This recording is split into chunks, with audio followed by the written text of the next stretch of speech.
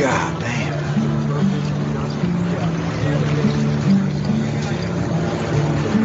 When I go home, people ask me, hey, Hoot, why do you do it, man? Why? You some kind of war junkie? I won't say a goddamn word. Why?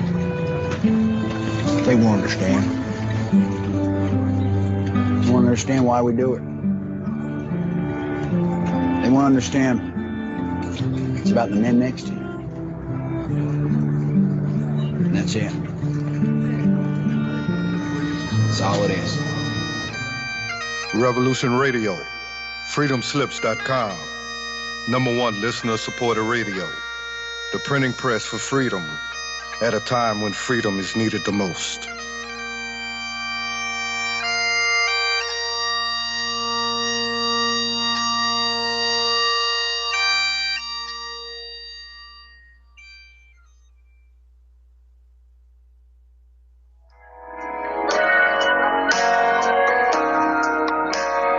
Join me at Revolution Radio, Studio B, at 11 a.m. on Saturday for Free Association, when we take a look at philosophy, spirituality, psychology, social issues, and geopolitics. It's every Saturday at 11 a.m. Eastern on Studio B at freedomslips.com.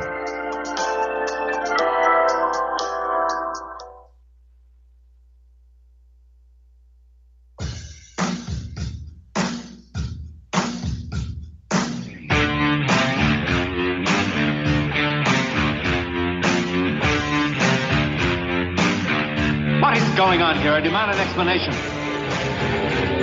We work for a highly funded yet unofficial government agency. An intelligence organization that fears intelligence, historically not awesome. The United States is a democratic nation. Here the people rule. We build no walls to keep them in, nor organize any system of police to keep them mute. Freedom isn't free at all, but it comes with the highest of costs. We have you, the listeners, and the hosts at Revolution Radio, for allowing us to bring you a platform of free speech.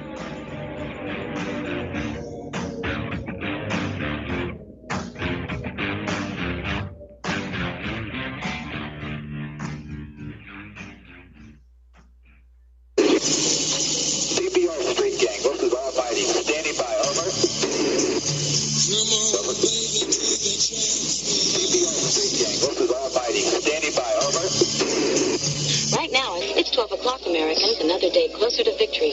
And for all of you out there on or behind the lines, clocks were now. Time's up. Wind is blowing cold and dark on the road and no way out. The broken hearts, the smoking gun on the run.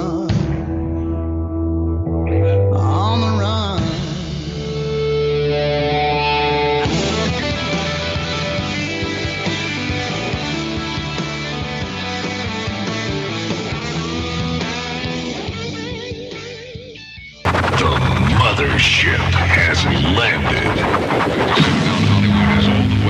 Pirate Radio. Welcome to the jungle. Ladies and gentlemen, live from the broken down, low rent, sleazy, double greasy Pirate Radio Nut Hut Studios, it's time.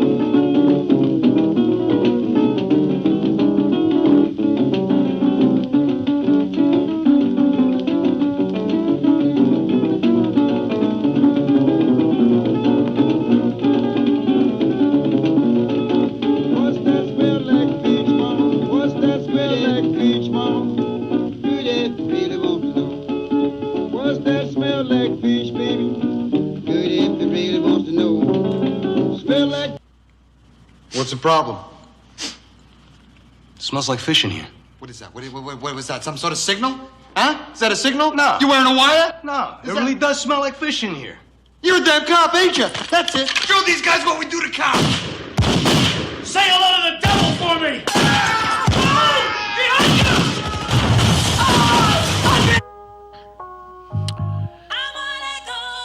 It's Friday night.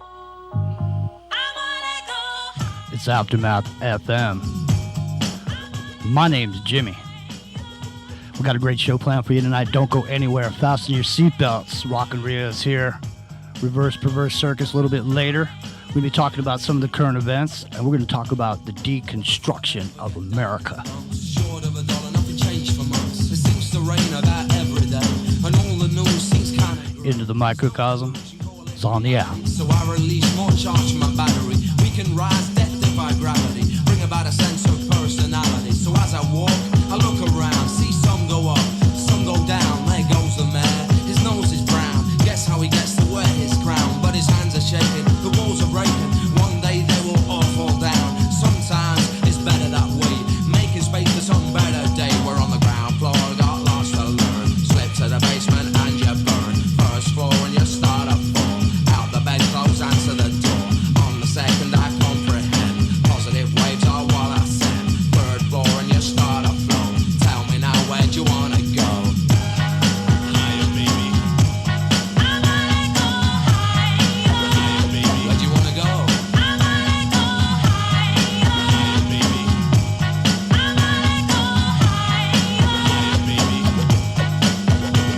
So tell me, baby, kinda shaking. We ain't been too friendly lately. Things sometimes turn out that way, and that is all that you've gotta say. Well, that's okay, cause time can soothe, like a dentist pulls out a tooth. As each new day will bring a new face, how can I make my rhyme go someplace? First of all, she asked for more. I said, sure, I don't mind at all. The water's deep, but I'm walking tall. It don't matter if you're rich or poor. Ain't here to score, just raise the floor. Maximum bar's what I'm aiming for. I do my war dance back to the wall. Just returning my native core. And that's the way that we're getting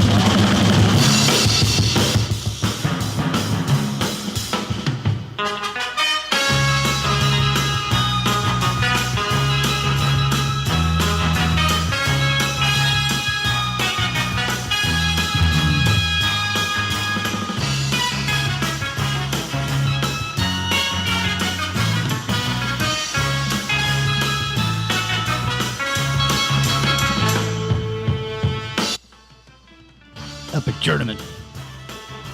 Are you that? I am here. Excellent. Well, you're back on the Big Island, aren't you? Are you that? What happened to him? He faded. I am here. The wave was too big, man. It was too big. The waves are too big and gnarly for me. You better call Don. It's okay, man. I swam all the way back to Maui. No, I'm here in Maui now, so I'm okay. Don't worry. My name's Don Juan Redondo. And if the waves are too big and gnarly for you, son, you can always come back tomorrow. Don't worry about it. But hey, are you still alive? The volcano's going off over there, and I see again.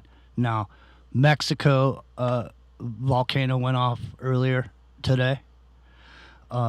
We still have the La Palma, and now you are now steaming and spewing lava as we speak. Are you safe, Epic Journeyman? Are you back on the Big Island? I am safe. I returned from the Big Island. I'm on Maui now. I'm working over here, and I made it safely. You know, one of the things that's tripping me out is like we talk about the red spot on Jupiter being at 19.5 degrees, like on a star, like the arms of a star, and Mauna Loa, Mauna Kea is also. And I'm wondering if La Palma is. Now I have to look. I just thought of that. Like, is it? You'll have time. You'll have time to look because we still have to find our buddy over there somewhere. I think he's there in the green room. I know he's been over there sweating it all afternoon with this Australian Prime Minister, and the Australian Prime Minister's been given some ultimatums. And Rockin' Rio has, let's let him tell you about it. But wait a minute, something's wrong.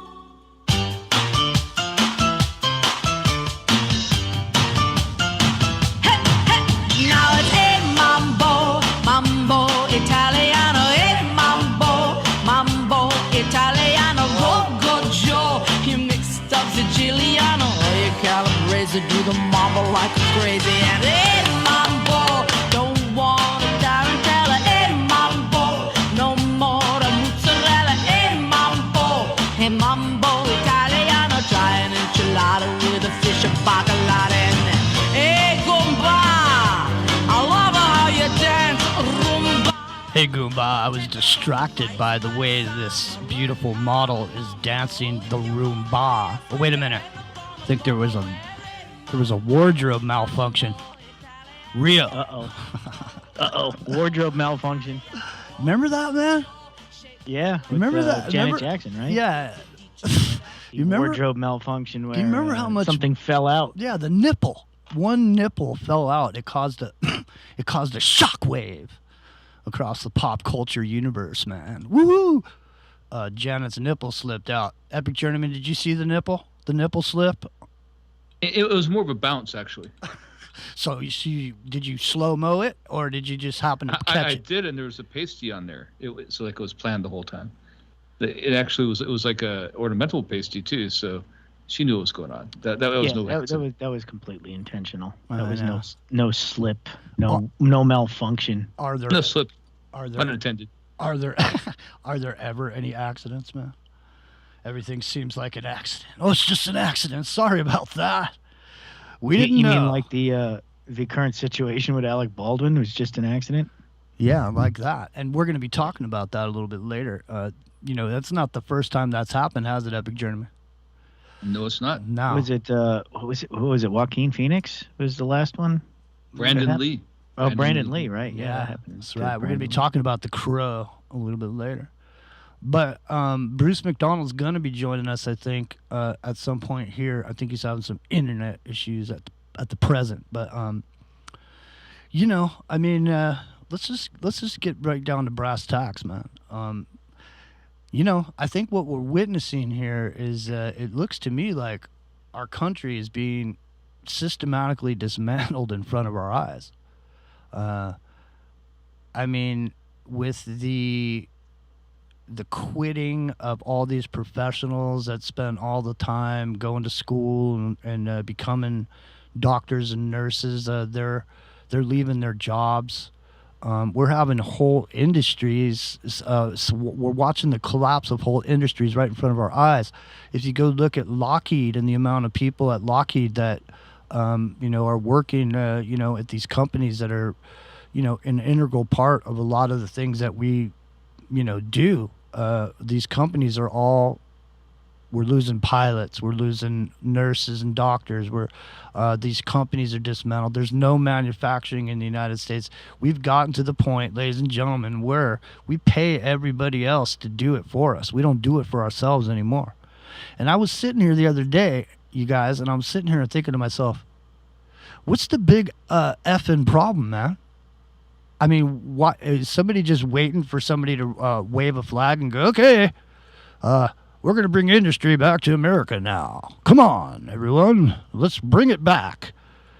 It's over there. Wasn't that the Donald speech not too long ago? That's bullshit. People should be in America right now starting companies and doing stuff and getting ahead of the curve. It's, like if you're a surfer, you see the wave coming, Epic. You got to paddle into it, man. You got to get in the right spot to catch that wave. It's going to be a giant wave of people needing stuff. For example, let's just start here. Rock and Rio. You restore vehicles. That's what you do for your customers. Yes. Where are we supposed to get all these car parts from in the future? Okay, so listen, wait a minute. Hold it. Let me set the stage for this. A new truck costs $60,000. Mm-hmm. Okay, so you got a nice, 2000 and 2010 model, something or other that you're driving around, and it's paid off. You don't have any payments, but all of a sudden it breaks down. You got to take it to the shop. Where are the parts going to come from, man? Well, that's been a very big problem lately. As a matter of fact, about a week or so ago, I had called one of our distributors on the phone and said, hey, look, man, we've been waiting for this stuff since July, and it's like October, and we need these pieces. And they kind of skirted around it, and I ended up talking to somebody. I said, well, look, let me ask you an honest question. Is this stuff like delayed in port or something? Are you guys having trouble getting parts? And he said, yeah. He says, your parts are sitting in Los Angeles Bay right now, waiting to be unloaded. But we can't get them unloaded. But we have a timeline, and we're number 50 I think he said we're number 53 in line, and we're estimating the boat's going to be unloaded sometime around January. So it's the middle of October, right? So my parts that I ordered in July might be available sometime in January if they can get the boat unloaded. The thing is, this isn't just America either. This is worldwide. Like what's happening is all these, because of the lockdowns, all these things, people get used to shopping online. And so there's all these extra orders. They send all these ships out thinking that there'd be people there to unload them. But the problem is all these people are at home. Everybody's deficient having these longshoremen and here in America or wherever they are overseas to do the same kind of thing. And so the truck drivers, everybody else is responsible for taking those containers someplace once they do get unloaded. And it's just a huge backup. But it's such a cascade failure because once those ships are stuck waiting to be unloaded, that means they're not on their way back to China or on their way back to India or their way back to Japan or wherever it is to get those other products and ship them back over to us. It delays everything. So this 1 month delay of these people just sitting off 60 some odd container ships or more right now off the coast of Long Beach, that is the equivalent of every day is equivalent to a week. It takes 14 days one direction, about 10 days if you're going really fast on a merchant ship, and 21 days the other way potentially. So let's just call it a 17-day average to get back and forth. So every day is 1 day off of that. So if they're there for 30 days, that we're worldwide, right? So we're talking about a 3 to 6 month delay now. Well, he told me flat out. He says your stuff is at the port in Los Angeles, but is not going to be unloaded off the boat until at least January. Yeah. The stuff is here. It's technically in the country, but it's not going to be unloaded till January. It's the middle of October. Right, but the bottom line is it still has to come from someplace else. Yeah, it did. They do. They manufacture in China. Right. So the thing is right now, ladies and gentlemen, I'm going to tell you right now, junkyards or car part yards where there's vehicles, they're going to become the new gold mines. They're going to be picked bare in no time. In no time. And people are going to descend on those junkyards, and then everything will be gone. So Epic Journeyman, you were mentioning a little bit about something. The thing is, look, it's just like if there was a power outage and you didn't have anything and you all of a sudden had to make an engine block. You know what I mean? You know how to drive a car, but do you know how to build one from scratch? You know what I mean?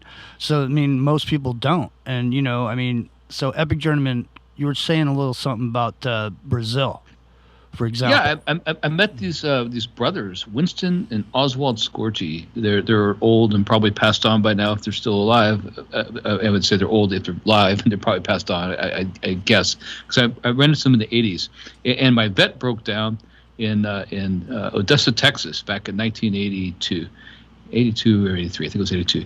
And I was driving back from South Carolina to San Diego. Mm-hmm. Now, the vet, of course, is a Chevette. It wasn't a Corvette. But the thing is, these guys had this incredible story. They let me stay in their home, and they were from South Africa. These two brothers, they restored cars. Exactly what Rio does right now. They restored these, phenomenal vehicles and sold them for big money on the other side. Mm-hmm. And they learned how to do it because they had migrated from South Africa, where they had to do everything on their own, basically, and to Brazil. They thought they were going to be sheep herders, but ended up going back and becoming these auto restorer people.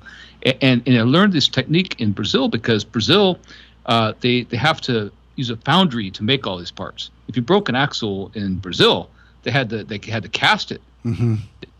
There was no container ship from China coming.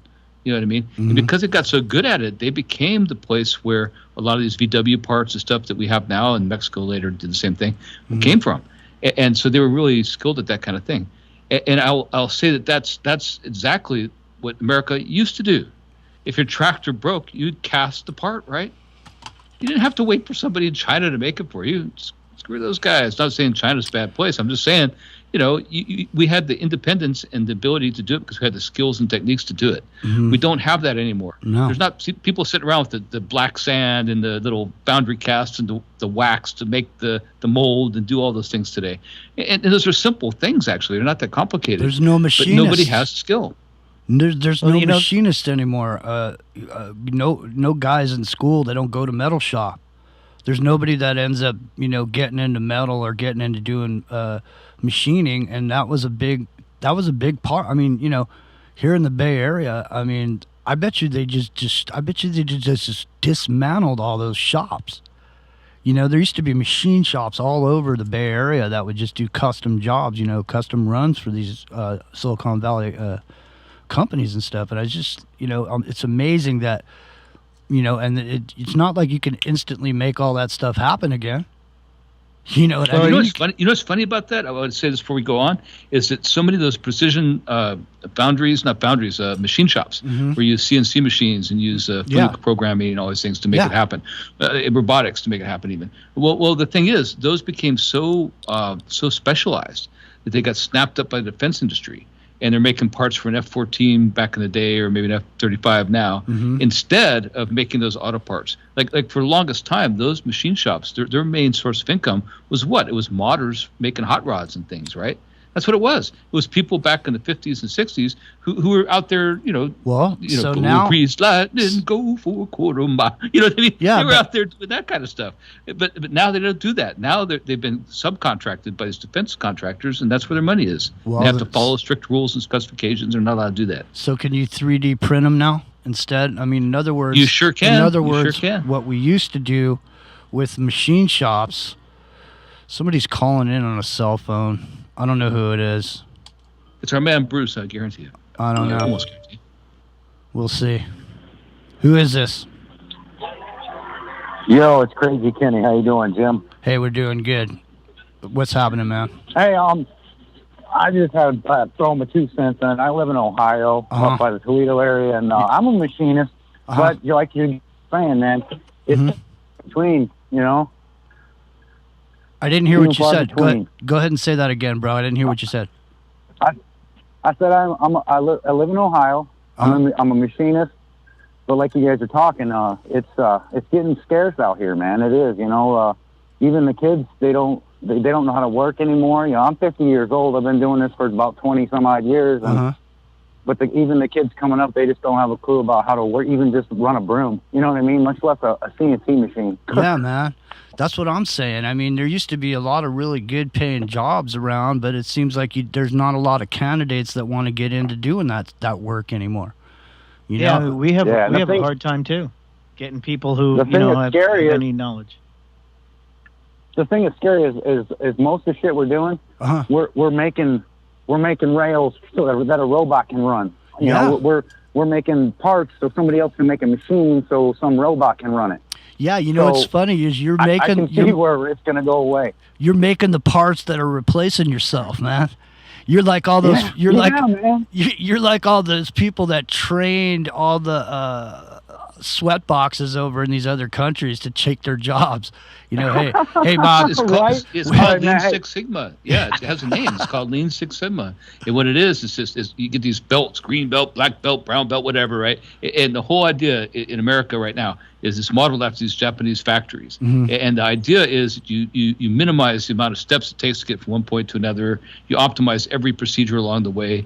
How many steps, what angle do you take to get to this position at the workstation to make this part, and how long does it take to get there through safely with this conveyor, whatever it might be. And when you look at it, when you actually break it down, what it's doing is developing the program for the machine to replace you, for the robot to replace you. Yeah. That's exactly what it is.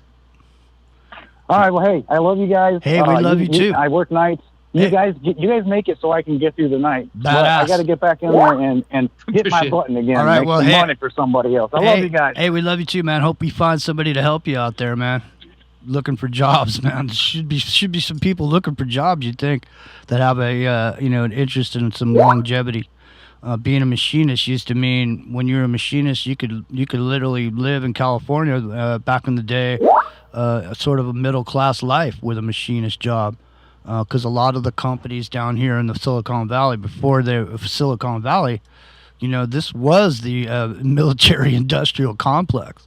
You had FMC was here. They're all here. Fighting Machine Corporation. But, they built tanks over there. And, all you had, Hewlett Packard was here. All of the companies here, mostly that started out before anything had to do with regular people, was mostly for government type projects. And so you saw these. There's an issue there. I'm sorry, but there's an issue there, right? Mm-hmm. Because what happens is when it becomes government, when the government has a say in it. In other words, you're defending national secrets because you're developing the 7-bladed prop for a submarine. We all know it's 7-bladed prop now. It's not a secret anymore, right? Because they show it on TV.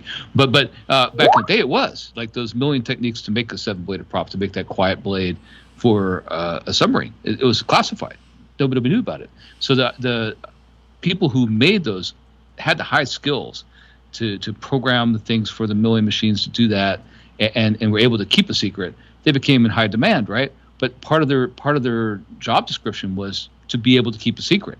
In other words, those skills aren't transferable to the private sector. You have to do it for the military. You are now a military contractor. When you do that, what happens is you're taking those skills away from the private sector. See what I'm saying? So in other words, now, essentially, if you look at this as not a benign plan, but a plan that all along to take away independence from the private sector, mission successful, right? Well, it's interesting because a lot of the old school, even with what I do, a lot of the old school mechanics, when they had their secrets on, how to tune a carburetor just the right way, or they knew a certain trick to get something done, they would kind of point you in the right direction, but they would make you figure it out for yourself. They would never actually give up the secret. And one of the things I learned at some point too was, I figured out a lot of stuff on my own, and I know how to do a lot of things. And I get these new guys in, and I was kind of giving them the information because I want them to get their job done. Mm-hmm. And the old guys would always tell me, "Hey man, don't tell them how to do everything because they'll come and work for half of what you're making." And once you tell them how to do everything, they'll get rid of you. You need to keep the secrets so that, you always have that upper hand, that extra knowledge that's more valuable than what the new guy has. Mm-hmm. And that, that was always a concept with keeping the secrets of the trade. Trade guilds. Yeah. Yeah. Yeah, man. I mean, that is the key. That is the secret. I mean, I could take somebody that doesn't know anything about telecommunications, and you give me 8 hours with that person, and I could tell them enough secrets and shortcuts to make that guy into a pro. I've done it a bunch of times, man. Right, but then the company doesn't need you at $50 an hour when they can pay that guy $15 to do your job. That's true. You got a point. But for the time being, he was a good worker for me. You know what I mean? You can train somebody out of the box, man, and you can train them the right way the first time. That's what the benefit of having this guild system is all about. But we happen to be talking about car parts, but it's not just car parts. So you're talking about whatever else it is has to be hauled, and unfortunately, there's a big shortage of this particular type of motor oil that these diesel trucks need to run. Like a trucking company had called in to Clyde's show last week, and he said, "I own a trucking company. I have 100 trucks, and right now I can't get this oil, and I can't get these parts, and I can't get this filter, and it seems like anything that's made out of rubber or something, I can't remember. I don't want to say it's plastic. I mean, that'd be the easy one. I think it's rubber and aluminum or something." Mm-hmm. Yeah, rubber and aluminum are hard to get right now. Yeah, so that's jamming stuff up. So, and then you got to look at overall. So let's say what we're hearing everybody saying from the mainstream right now is that it's going to be a harsh winter. Okay, that's what they're telling us. So Kamala Harris, about a couple weeks ago, she said, "Oh, you better go out and buy shopping stuff now for Christmas because there might be shortages in Christmas time." You need to think about what that means, because really what they're saying is they're not anticipating there being much of a Black Friday. So they want you. There will be for Amazon and the online retailers, right? But you're not going to be able to go to Walmart and pick up some Matchbox cars at the last minute because they're all going to be gone. Well, there's not going to be a Black Friday for those big chain stores and those malls that are all sitting out there. Those probably ain't going to be there. So what they're trying to do is get you to spend your money ahead of time. They want you to give them their money now, because see, normally what they do is they back their losses with the money they make on that weekend, on that that day, that time frame. That's where they make all their cake. The rest of the year they lose money until that day. Yep, So that's why they're in the black on Black Friday. that's right. But see, what they're trying to do is they're trying to get you to put them in the black, so they're in the black when the shit hits the fan for you. And that'll be cool, because see, then the problem is that you mentioned earlier, bro, that you went to the store in New York and the shelves are fine, right? That's what you were saying. The shelves are fine, right? Yeah, mostly fine, but it was weird because there's like certain products that aren't there, right? There's like when I was going through the cold cut section, there's plenty of ham, there's plenty of pepperoni, there's plenty of cheese, there's plenty of other stuff, but there was no salami of any brand. There was no Oscar Mayer, there was no Hormel, there was no store brand stuff, there was nothing. And it's like, why are they just out of salami? Like, what is... And it struck me as odd, like this was the one thing that they were out of, but it was not even like they were just out of one brand. They were out of every brand of it. No, I know exactly what that is. Is it what's the name of that company? Not Pepperidge Farms, but something Farms that they do every holiday season, where they have the salami with the cheeses. Oh, Hillshire right? Farms. Hillshire Farms. Yeah, no, that's exactly what it is. That's exactly what they get ready for the holiday season. They snagged it all up. Well, there was no Hillshire Farms. There was no Oscar Mayer. There was no Hormel. There was any of the brands. But right, it was but no salami. There was plenty of turkey. There's plenty of ham. There's plenty of all the other stuff, but just no salami. They can't. It was just like the weirdest thing. They can't get no monosodium glutamate, man. That's what it is. They can't get no MSG. No, I don't know what it is. Nitrates. Hickory Farms. John Nelson got it right. Yeah, John Nelson. Yeah, there's a Hickory Farms and a Hillshire Farms. And Hickory Farms is one for the Christmas packages, again, the boxes. And because that's the holiday season's coming up, that's exactly what it is. There's a shortage, so they snagged it all up. I guarantee that's what it is. Well, because that makes perfect sense. So the thing is, ladies and gentlemen, we don't tell people to prep and get ready and all this, because if you're not already thinking in that direction, you're probably not going to be around too long, anyways. But the thing is that, I mean, if you have anything extra, like you have extra money, now's a really good time to just buy, don't buy thousands of dollars worth of storable food, but just make sure you buy some stuff, man. Just in case. You don't know what's going to happen. I mean, I got, normally, I go through like a half a cord of wood at my house in the winter. But this year I got a full cord. You know what I mean? And I got a generator and all that. But, I mean, what they're doing here in California right now is they're pinching everybody on water, and they're pinching everybody on natural gas.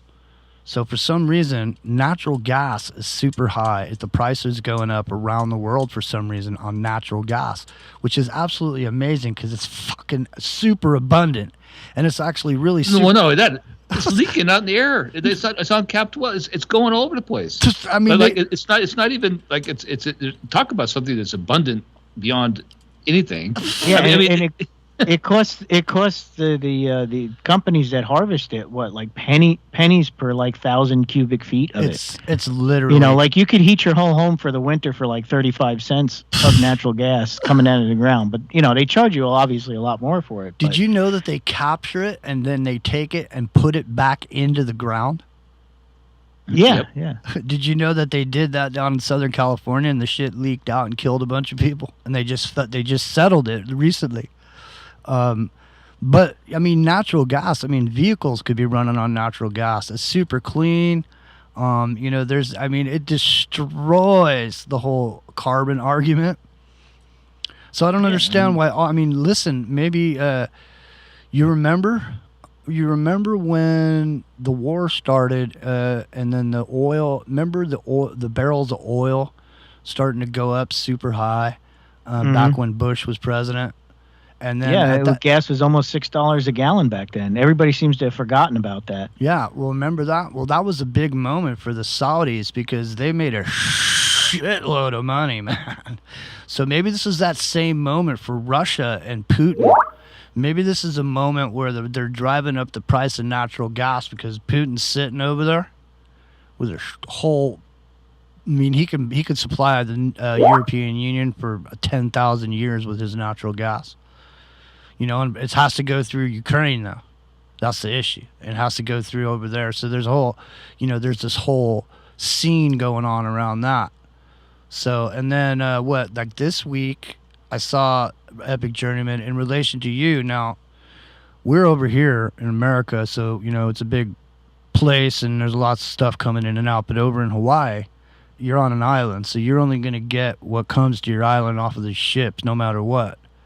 So, because you never had manufacturing over there, so you've always been someone. The island has always been a place where ships would arrive with goods.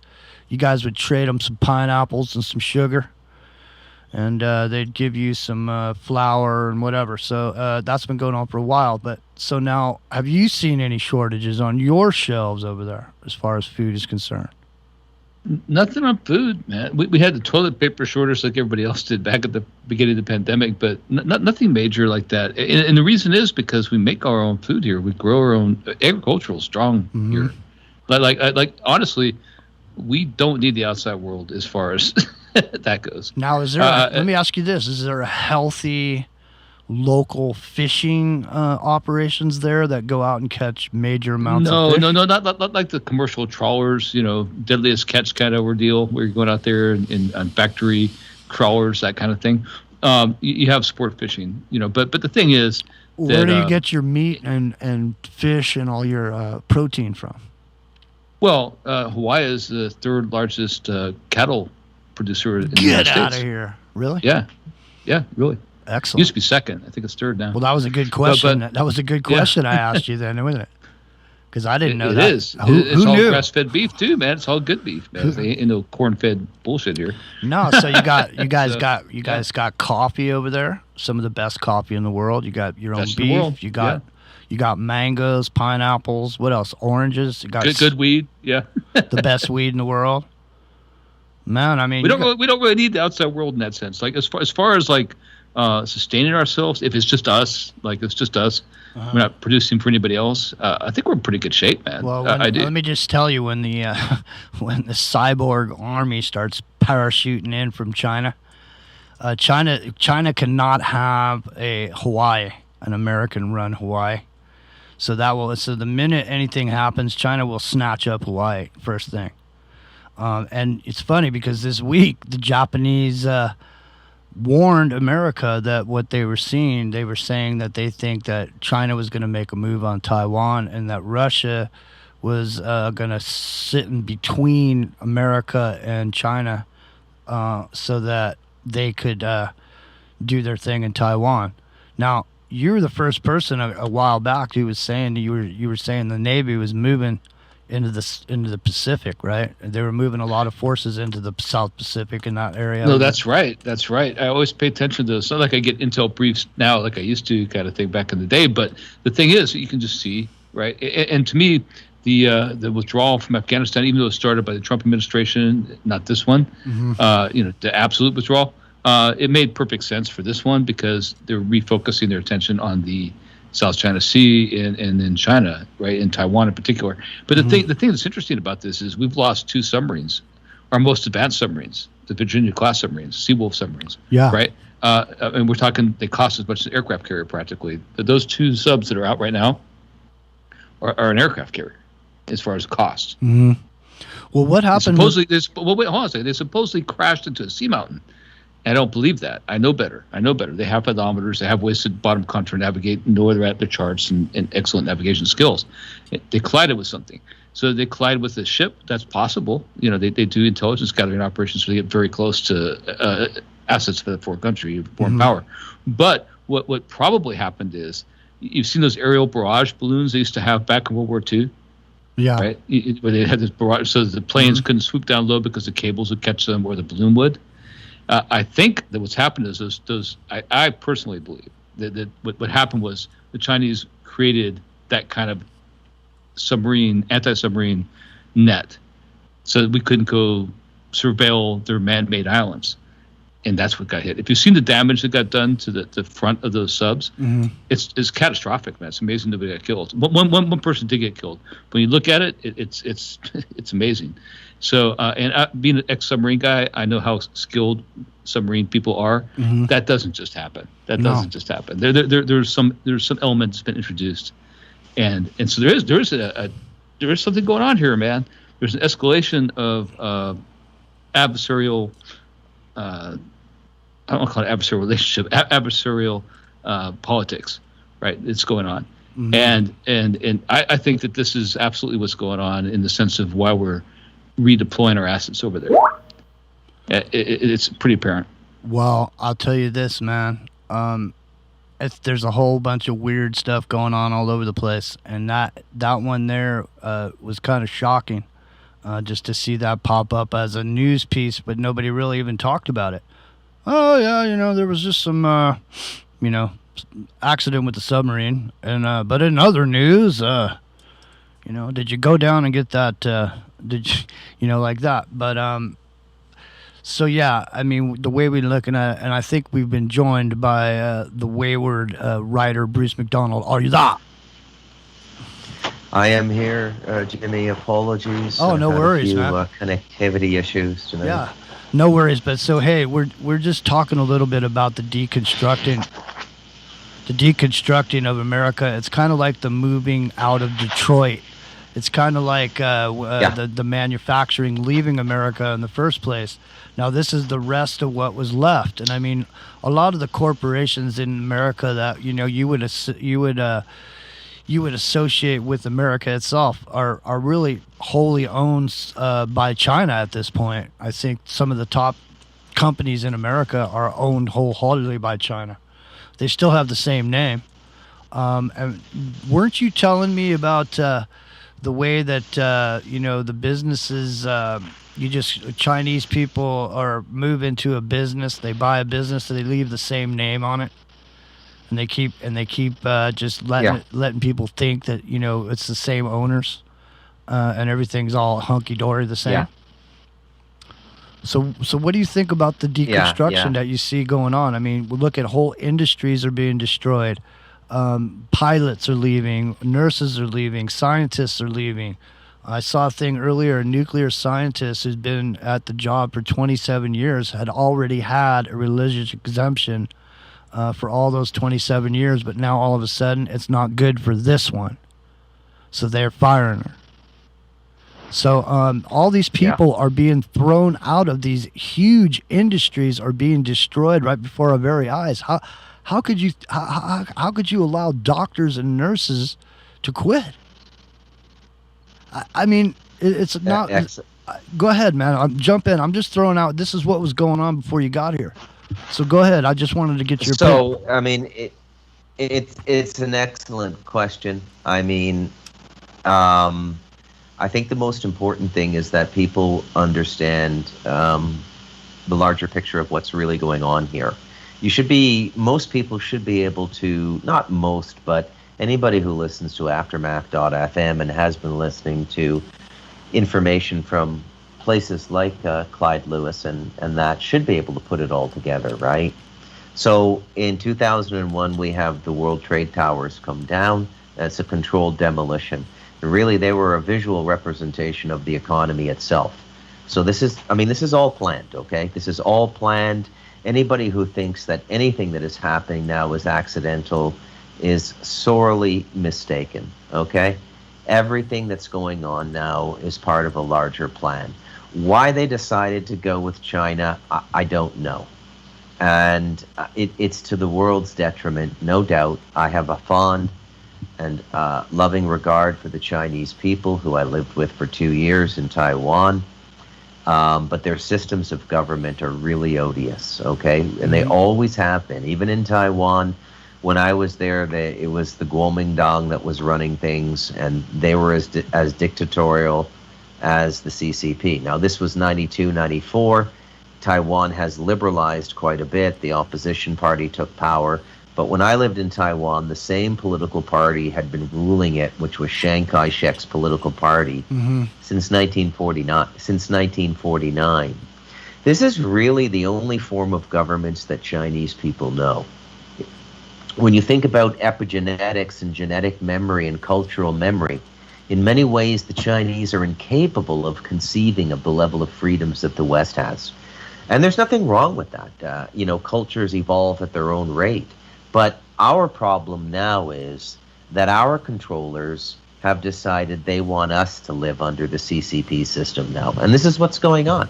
Jimmy, you've nailed it with the certificate of vaccination for the COVID-19.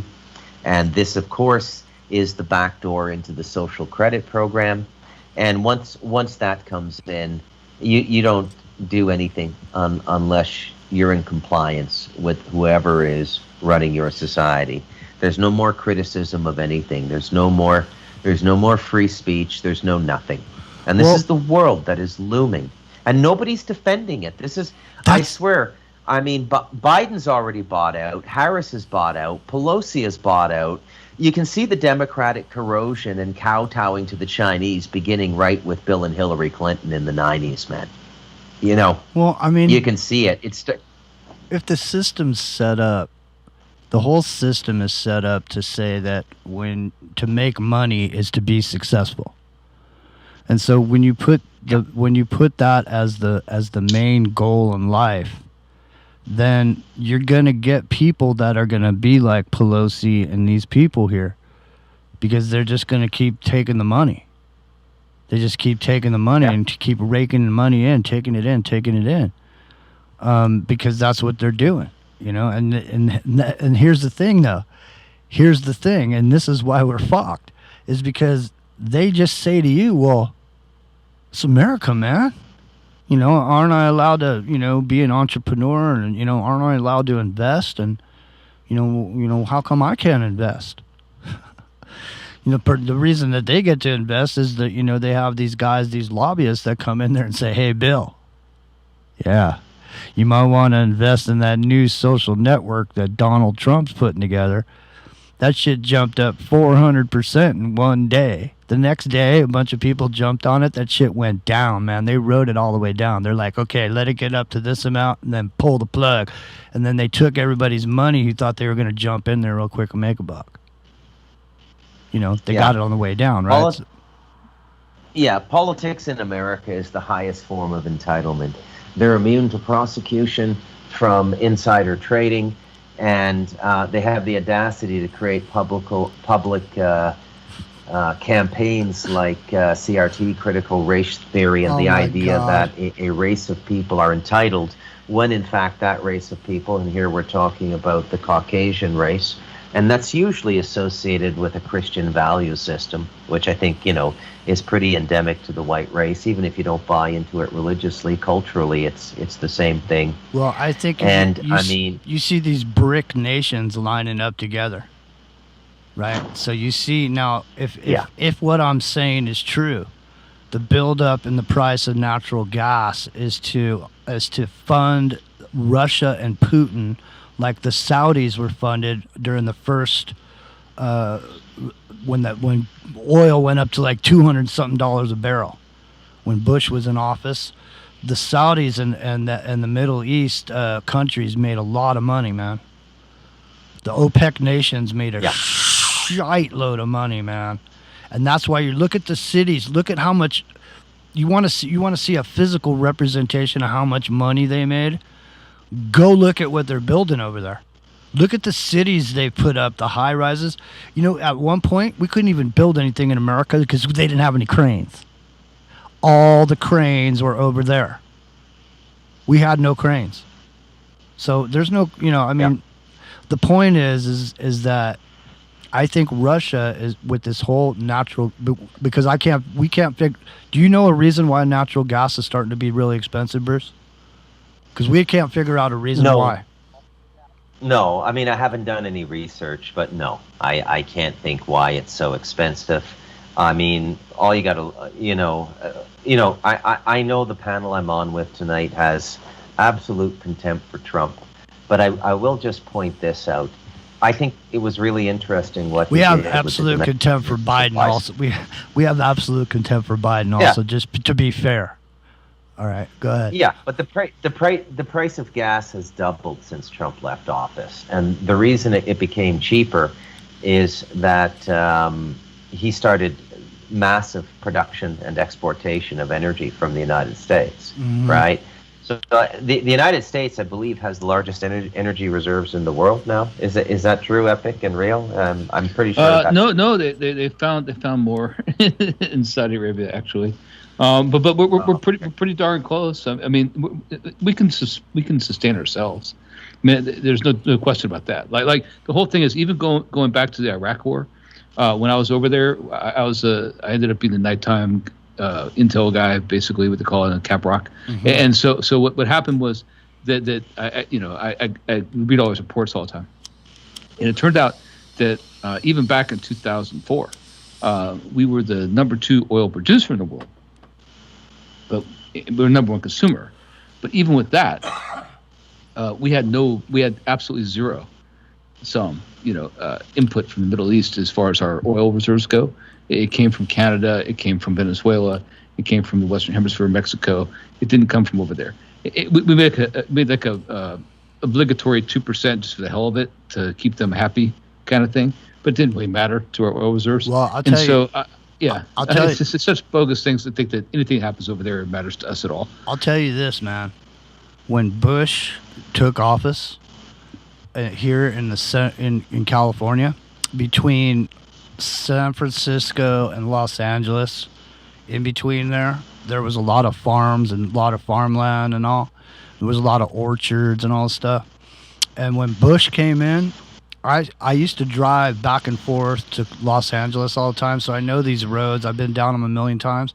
I started seeing all these oil derricks pop up, and more of them popped up, and to the point where it was literally I couldn't believe it, how many new oil derricks popped up when Bush was in office. And then when Obama was in office, they made this minnow an endangered species, and they cut off the water down to these farms that were all down the 5 freeway in California.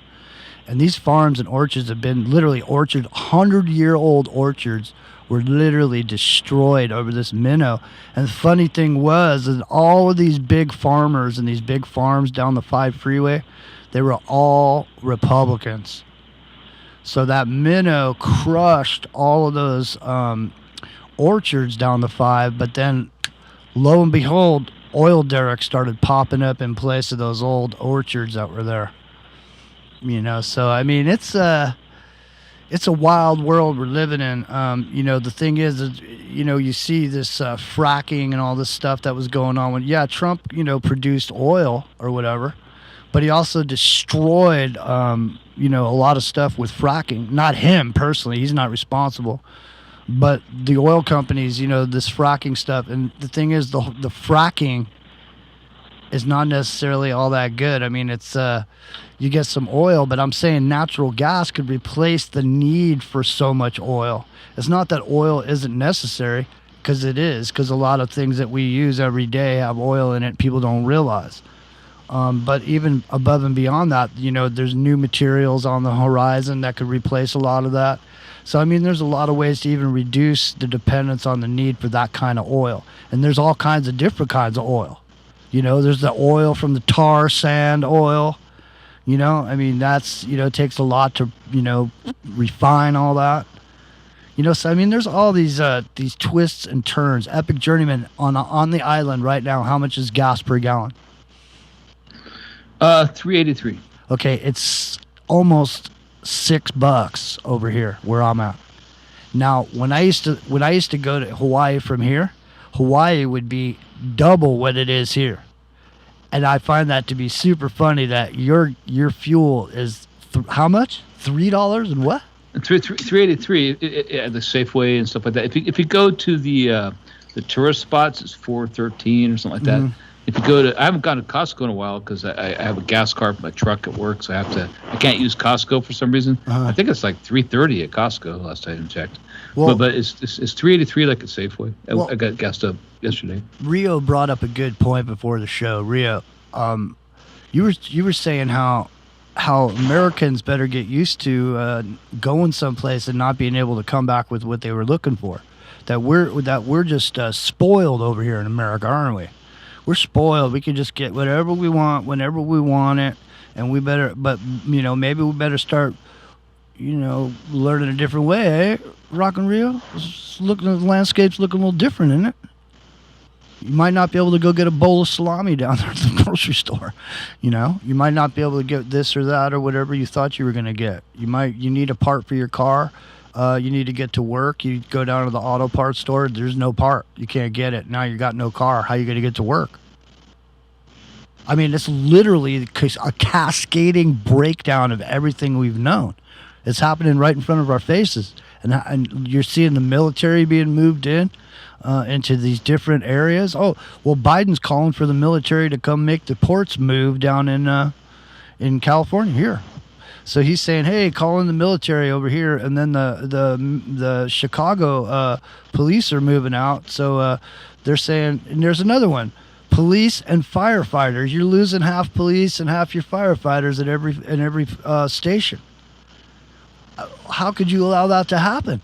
But they're allowing it to happen. It looks like a purposeful, slow deconstruction, like when those corporate raiders come in and they buy your company and then they sell off the assets real quick. That's what I think we're looking at. Bruce McDonald, Epic Journeyman, Rock and Rio. What do you guys think? Yeah, it seems to be a liquidation. Now, you were fond of saying this a few years back, Jimmy. You were saying that in some ways you see Trump as a bankruptcy negotiator, and that you believe that under his tenure that the United States went into receivership. And you cite the moment that he released $6 or $7 trillion directly from the Treasury, right? As the point that convinced you. Yeah, it does look a lot like a bankruptcy. And, I've said this about the West Coast. Those fires aren't accidental. They're from the BC interior all the way down to California. And that seems very much like land clearing to me. So why do you clear land? Because you want to bring new people in, right? Who would want the West Coast of North America? Probably somebody coming from the Pacific. Who would be coming from the Pacific? I'll leave it to your listeners to answer that question, Jimmy. Well, look at what's coming into the Pacific Northwest right now. There's a giant, they're calling it a rain bomb. It's some cyclone that's going to come in and hit the Pacific Northwest. And the moisture stream is going to come right through Northern California.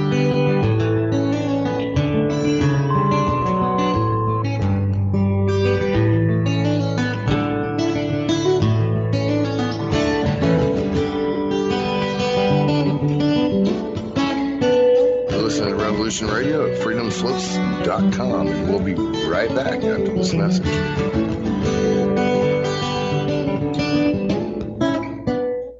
Hey everyone, it's Barbara Jean Lindsay, the Cosmic Oracle.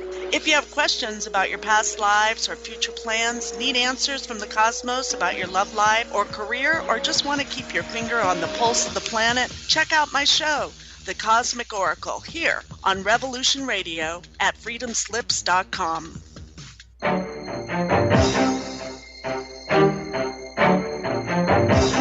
Don't miss the Crypt Rick and Jonathan Show every Saturday, 6 to 8 p.m. Eastern Standard Time, Studio B, right here at Revolution Radio. The journey begins to fun, health, and freedom.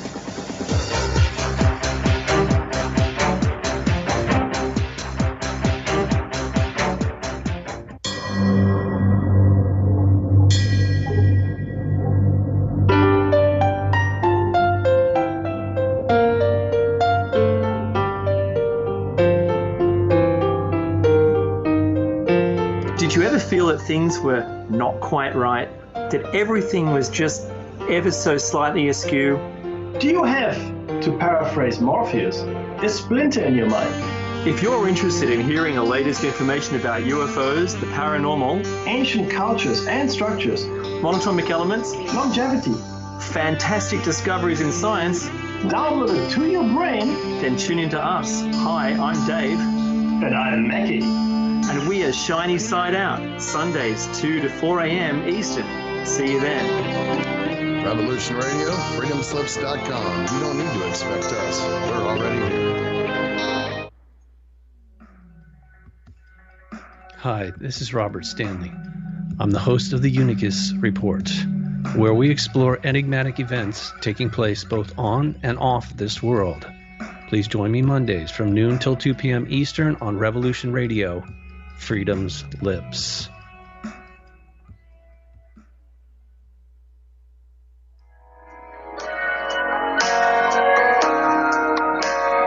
Join me at Revolution Radio, Studio B, at 11 a.m. on Saturday for Free Association,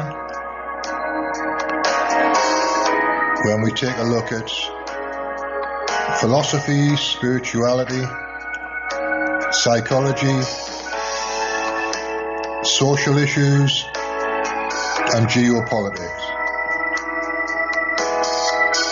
It's every Saturday at 11 a.m. Eastern on Studio B at freedomslips.com.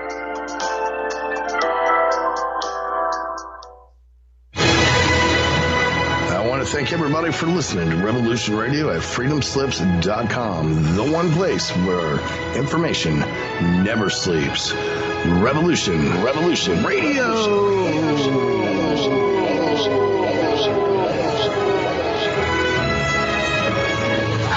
All right, let's show them what we got.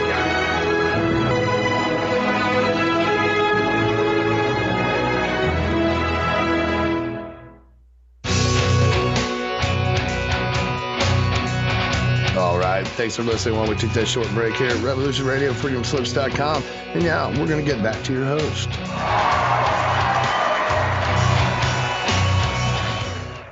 We're predicting we're going to have 20 inches of rain Monday and Tuesday. And that's 20 inches of rain in land that's been burned out. So that means there's going to be mudslides. And it's going to mean, like, right away, the ground is going to be super dry. So the water is just going to run off. You know, I mean, it's not going to look pretty if what they're saying is happening is really true. But the reason I'm bringing it in is because you see there's a direct connection to China and the Belt and Road into Canada. There's a direct connection between your Prime Minister, Canada, Maurice Strong, and China. Your Prime Minister in China, right? Not your Prime Minister, but Canadian Prime Minister. Maurice Strong. You see these measures that are coming on Canada, as well as the same type of measures you're seeing down in Australia. But the point is that you see these areas that are becoming inflamed with these measures. They happen to be the same areas that China has a direct interest in. In other words, if China was to make a move, I mean, they would definitely want to have a chunk of Australia, wouldn't they? You know what I mean? And since they got that you got the big building up there in Canada, the Belt and Road building that they put together, and then you have Seattle and Washington. From what I understand, there's a heavy investment there by China, and you see that those areas falling apart. Those areas are literally socially falling apart. Of those areas where that cyclone is about to hit. Oregon and Washington is where the main wind is about to hit. So to me, when is that supposed to happen? It's happening now. It's on its way in now. So it's supposed to hit Monday and Tuesday. Is supposed to be the main days of hit. So I mean, in my life, I've never heard of a cyclone over here. Just like I've never heard of hurricanes in Mexico or Baja California. You know, it's weird. So it makes me wonder. You know, when they call it a weather bomb. Remember that winter thing that they had not too long ago? They called it some winter bomb or something. It never happened before. Is this weather warfare? No. Is this weather warfare? Very well might be. Dude, I swear, we got to. I'm behind on my breaks, and I got to pay the rent. I'm about to get thrown out if I don't. So, listen, I got to take a break. Pay the rent, bro. Pay the rent. I got to pay it, man. But listen, while I'm doing that, go take a look, Bruce, at what they're calling the rain bomb.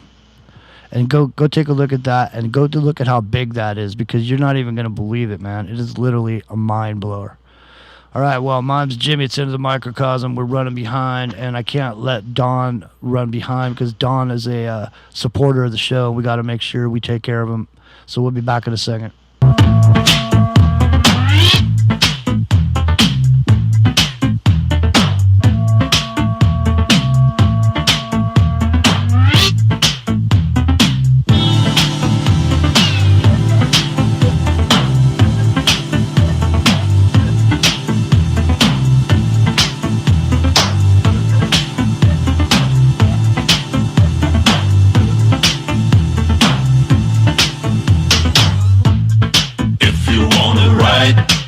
It's Aftermath FM.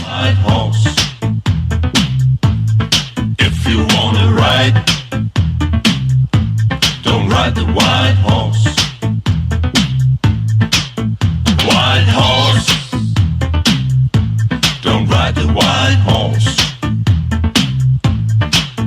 White horse, don't ride the white horse. No, no, no.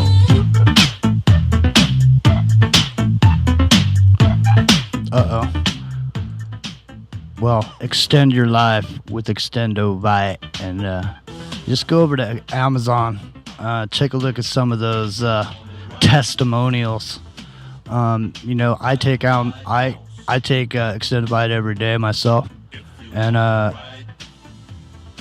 Don sent me some. I wasn't, you know, I'm not the kind of person, I'm not out there trying to find something or anything. I didn't think there was anything wrong with me, really. You know, he sent some from my mom because she was having problems with her heart, and you know, out of the goodness of his heart, I didn't ask him to. I didn't ask him for anything. I had talked to him a couple times with Kev Baker, and he, out of the kind of his heart, he sent some from my mom. So I started trying it, and I just noticed, you know, better circulation in my legs, especially, you know, because you sit down a lot when you're doing radio. So you know, my legs, I noticed the circulation wasn't moving as good as it was before. So, and then all of a sudden, I just noticed it one day. It wasn't like an overwhelming. You know, it wasn't like a wave or anything like that. It was just like one day I just noticed it, and then now I just take it for granted. But that's what I do. Extendovite. Go to Amazon. Check it out. Extendovite. Extend your life with Extendovite. All right, here we go. Lower the curtain down, Memphis. Lower the curtain down, alright. I got no time for private consultation under the Milky Way tonight. Wish I knew what you were looking for. Might have known what you would find. And it's something quite peculiar. The church. My name's Jimmy. It's in the Microcosm, Monday through Friday, 10:30 Pacific, right here, immediately following Clyde Lewis Ground Zero. You're going to find us. The underground, the after party, and the alternative to the alternative. It's not your granddaddy's late night, it's Aftermath FM. And for $79 a year, you can, I got issues. Billions of dollars that they got on the Forex market overnight than they could ever make with an airline ticket, flying planes around. So they don't really care too much if there's not that many pilots. They'll just make less flights and charge more for them. You know, maybe what they'll do is they'll social distance inside the plane so you got more room to stretch out. You know what I mean? Not so many people flying anymore. They're not jammed in there elbow to elbow anymore. Now you can stretch out because only people that got big money can fly. So the whole plane will be like first class. You know what I mean? There'll only be one kind of class on a plane. It'll be first class. And if you ain't in it, you ain't flying. Unless you. Well, it's interesting that there's already a term for that. I'm sorry, the jet set, right? Isn't that what this is? Like if you go and look at it that way, like the people who were the jet set class, who back in the 60s and 50s, late 50s, when they coined that term, were the people who could just fly because they had the wealth and resources to do something that was unable and unavailable to the rest of us. Well, a return to that is in order, right? I mean, so if you're a member of the jet set class, then you can fly. You can fly your own plane for that matter, but you can fly. But not everybody else can. Yeah, and it switched from just the price of the airline ticket being the reason that you had to have a lot of money to fly. It went from that to being having your own jet. You know what I mean? That was the new jet set in the 80s when you know, we were building up through this build up in the Silicon Valley and the releasing of the personal computer and the moving, you know, all into this thing that we're in now. And so it's all now what are they doing to it? It's like Detroit. You know, America is Detroit. How long is it going to be before everything's broken down? Buildings are just falling apart. Nothing's going on. He's literally talking about some $1 trillion infrastructure bill. And meanwhile, everybody thinks infrastructure bill, they think that means roads and bridges. But no, this is literally the administrative infrastructure for the Great Reset. When you look at it and you look at how all of these measures for the climate change people are in there, and they blend the two things, the COVID thing, a lot of the measures for COVID tie right in. They have the what you would call the side effects, like if you took a drug and you had a side effects. Well, one of the side effects is what we see with the COVID measures. The side effects of the COVID measures also cause there to be less stress on the environment because there's no planes in the sky, there's no roads, there are cars on the roads, people aren't driving to work, they're staying home. All these things, the whole thing blends together, doesn't it? Because in the end, it'll all blend together because the ID from the experiment, that COVID vaccination ID is also going to be your world ID.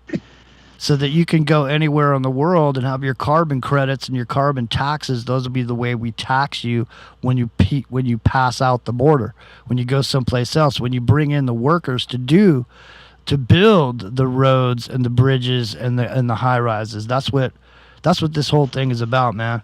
And we're watching. I'm telling you, we're watching the. Remember that term, you guys? Harmonization. Do you remember that term? Yeah. Harmonization. Well, it sounds, innocuous injection of harmony, doesn't it? It sounds like everything's going to be all right. Let's harmonize everything. Well, what that means is you can't have a country up here and a country down low. You can't have a country up high and a country down low. You need to harmonize everybody at a certain level, right? And so what Rio was saying about Americans being used to going to the store and grabbing whatever they want, the Americans going to have to start getting used to not having all like what we used to have. We're going to have to harmonize ourselves with the way things are, and we're not the rich world power that we used to be. We're the leftover generations. The people that really had the sweat equity in America are dying out. There's really nobody left who built anything here, and so nobody's got an investment in it. So I think most people at this point will be glad to roll over for whatever it is and just do whatever they got to do to get whatever they got to get. Because in a minute, these people that are getting out of work and losing their jobs and all this other stuff, they're not going to get any unemployment because they're saying without the vaccination you can't get it. And, you know, how long is it going to be before they say, well, hey, no unemployment, how about no food stamps? Can you imagine what would happen right now if they just said, you know what, you got to have to come, everybody has to come down and prove their status and get a new food stamps card because the old one's gonna burn out this month. You got to come down and get a new one. You can't get it unless you can prove to us that you've been you got your proof. I mean, it would have the same result if you had somebody had a drug test to get their food stamps.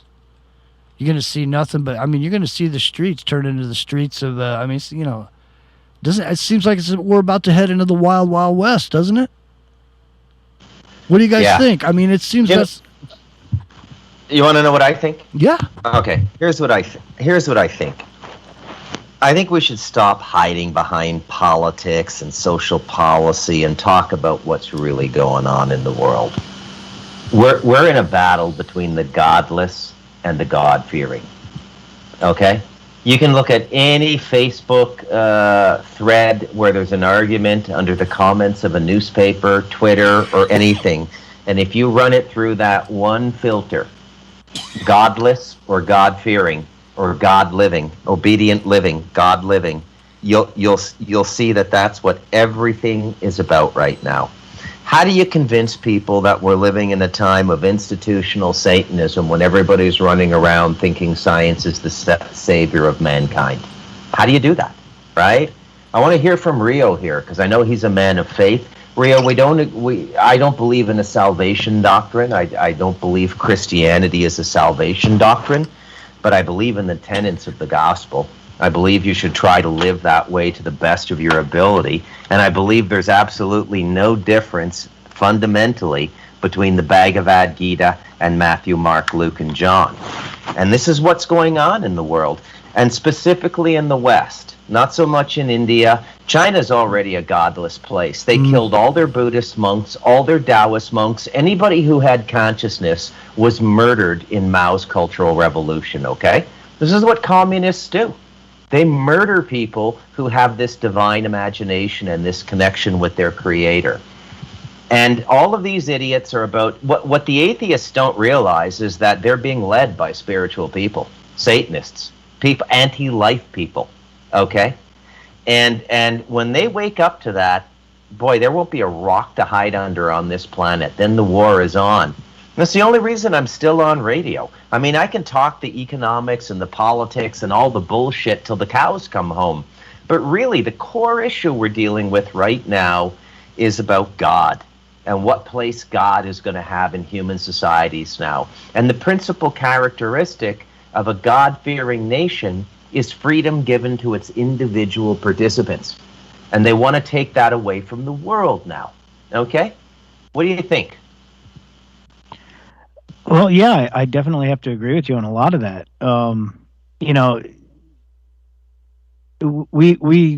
We do all tend to believe in some form of creator, right? Whether it's whichever version of God you subscribe to. I mean, Muslims subscribe to a different variation, the Christians do, and the Jews. Are similar to the Christians, but they have their own beliefs as to who the Messiah is and all that. So, there's different various forms of it. But for the most part, most people accept that there is a creator, a God that is above and that has given us, the free will and the life, the right to live the way we do.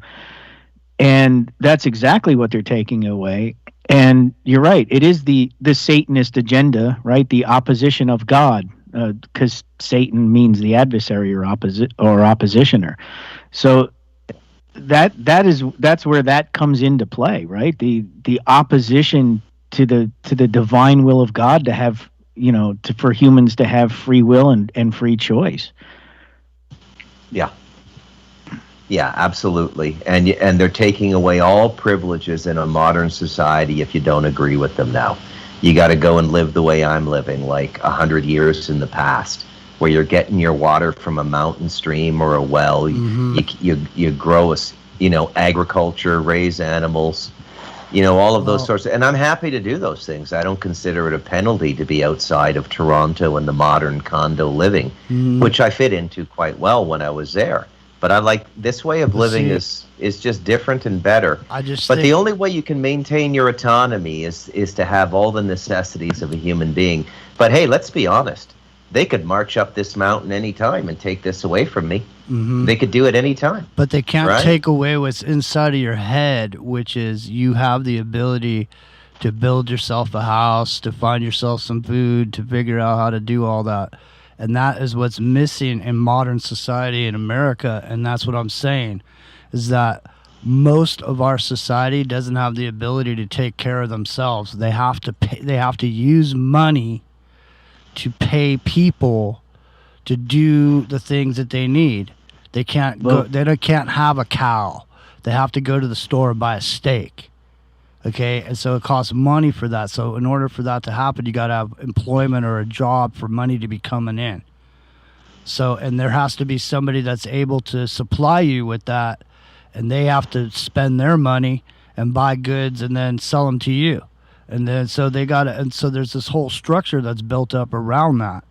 And so when that starts to break down, and the things that you used to be able to use to provide for yourself, like the roof over your head, or your kitchen where you used to cook your food, or you go to the grocery store and buy some hamburger, but now you can't, because you can't go to the grocery store because you don't have proof.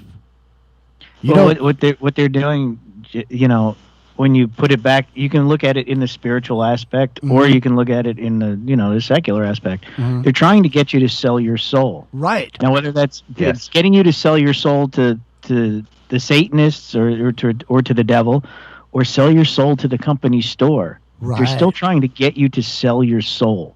Right, the part of you that is you. That's right. They're going to make your consciousness, your mind, your soul. That's what they're trying to take over and trying to seize. I couldn't agree with you more. Matter of fact, I was sitting here earlier thinking about it. Now, I'm not a believer in this whole mark of the beast thing. Like I'm not a believer in that. But I was sitting there and I was thinking to myself, it's like they're asking you to make that decision, though, even though I don't believe in that. But to me, it's equated with making that decision to sell your soul, because if you don't, that's exactly what it is, right? Because if you don't do it, you can't survive. You have to live. The Christian like concept of the mark of the beast is you have to sell your soul to the devil, essentially, right? To be able to buy or sell or trade or to live your life. You can take the religion part of it out of that and just look at it as, this whole situation with the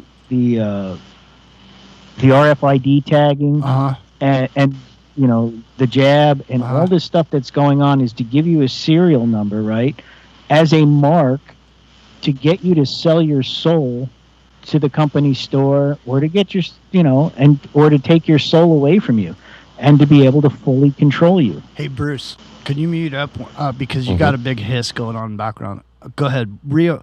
So listen, I'm with you 100% on this idea. I'm not saying it's the thing in your hand or thing in your forehead or whatever. I'm saying though. But you got to look at it conceptually. Metaphorically. The religious version is one thing, but the conceptual version of it's exactly the same. Systematically, it's asking you to do something against your will. Okay, to be able to, it's just the same thing as when people say that bands have to go down and sell their soul to the devil before they can make a record. It's like, so in other words, if you want to go to the club or you want to go to the bar, you want to go to the grocery store, you want to buy gasoline, all the stuff. Look, I'm not bullshitting. I honestly believe that you're going to have to QR code everything. You want to walk in the door, QR code it. You want to get gas at the pump, QR code it. You want to go to the grocery store? No problem. You can come in, but you can't open those doors unless you got a QR code. I'm telling you, that's coming.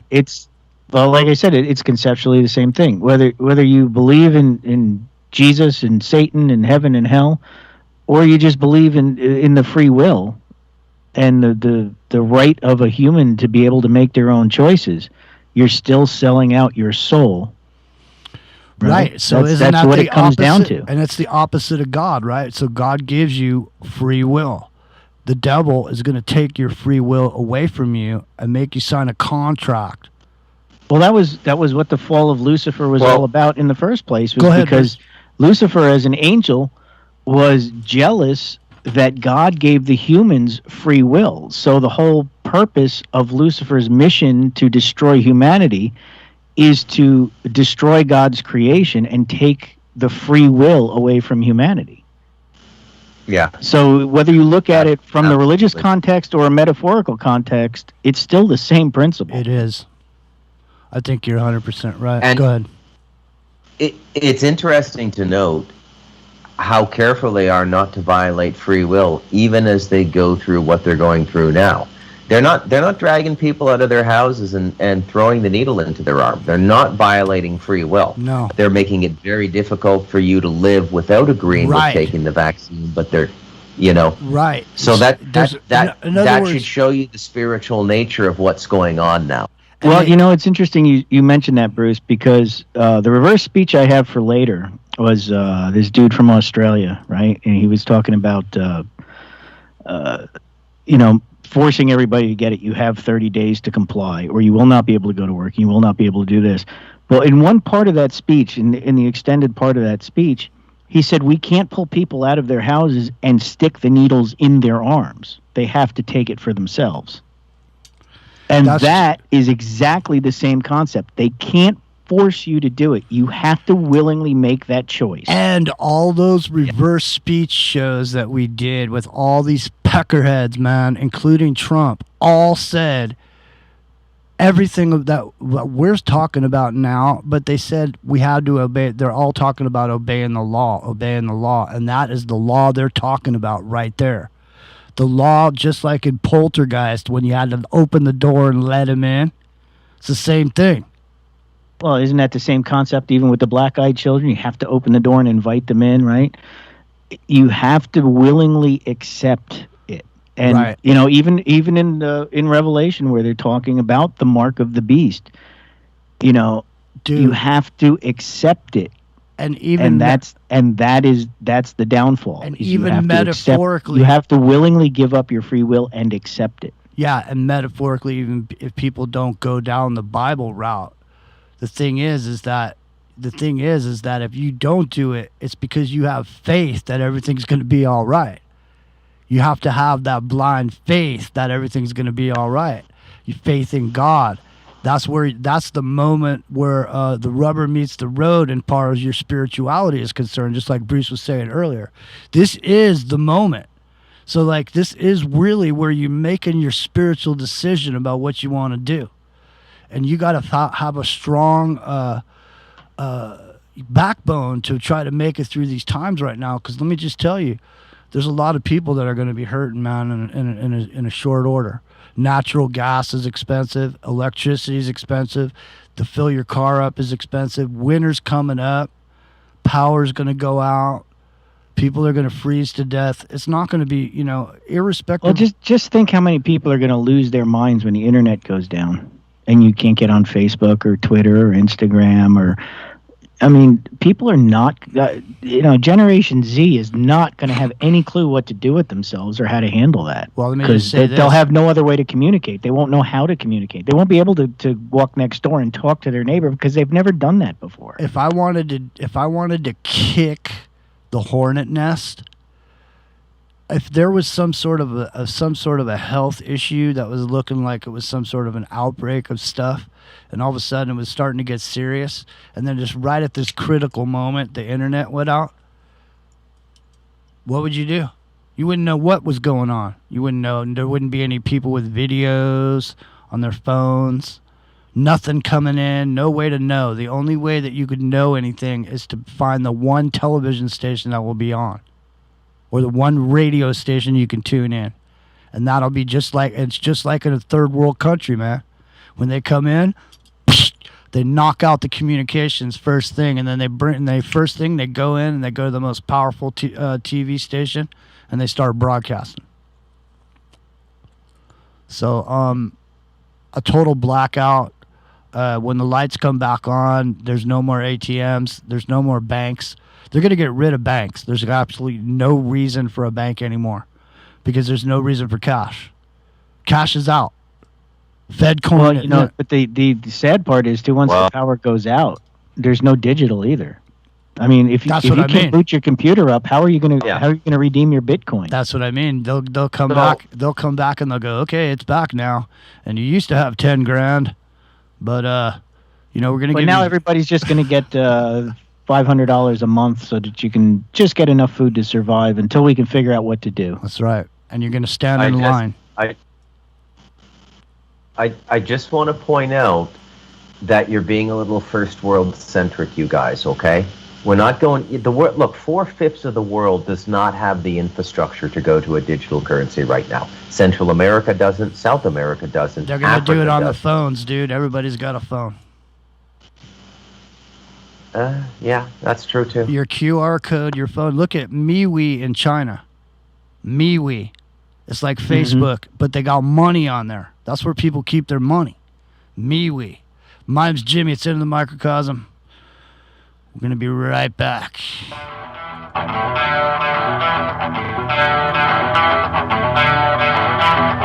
It's midnight on the West Coast in the Santa Cruz Mountains.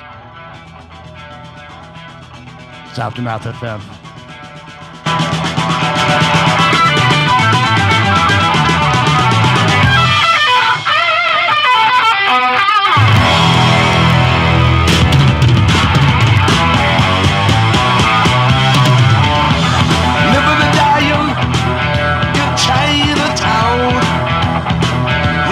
Living and dying down in old Chinatown. In Chinatown, you better look around. Man, you don't stand a chance if you go down in Chinatown.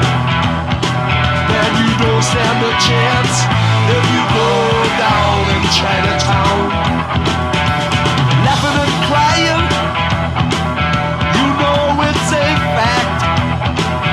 not laughing, they are crying, 'cause they won't be back. Oh no, you don't come back. Not from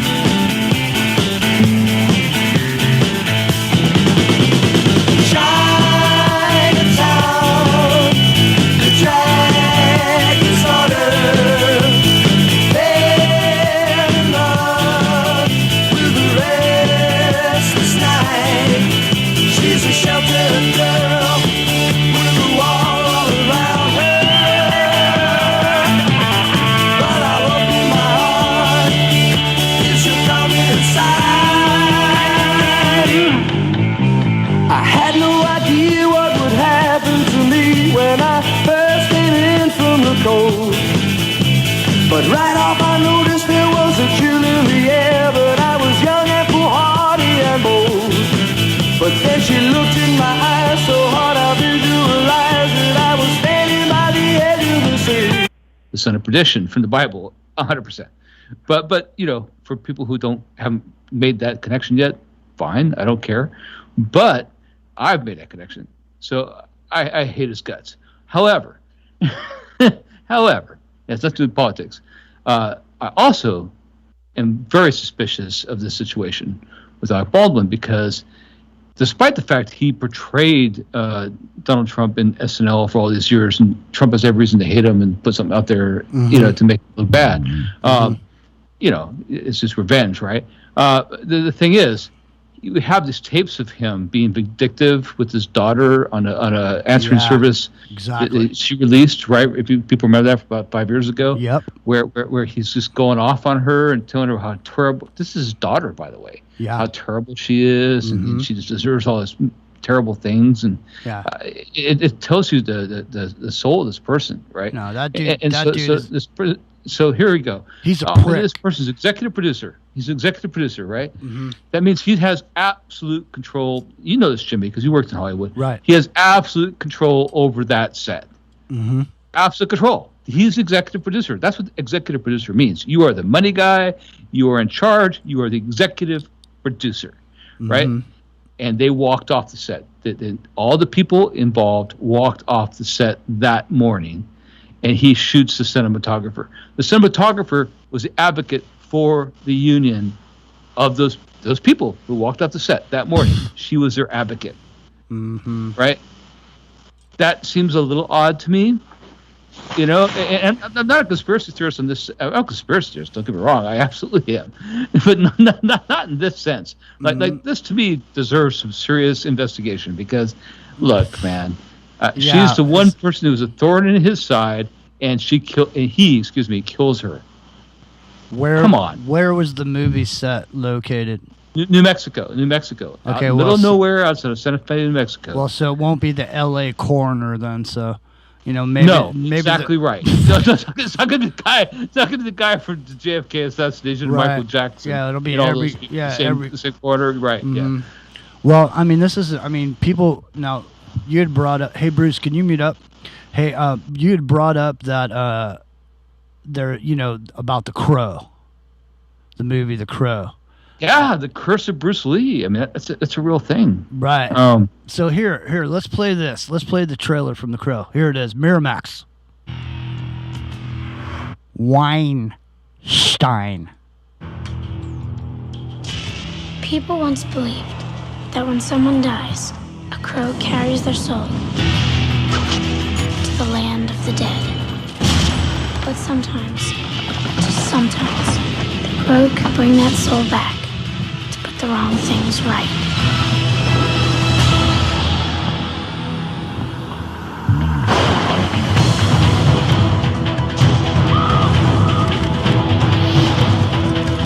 You're all going to die.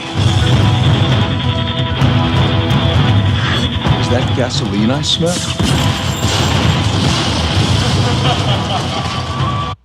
The Crow. Victims, aren't we all?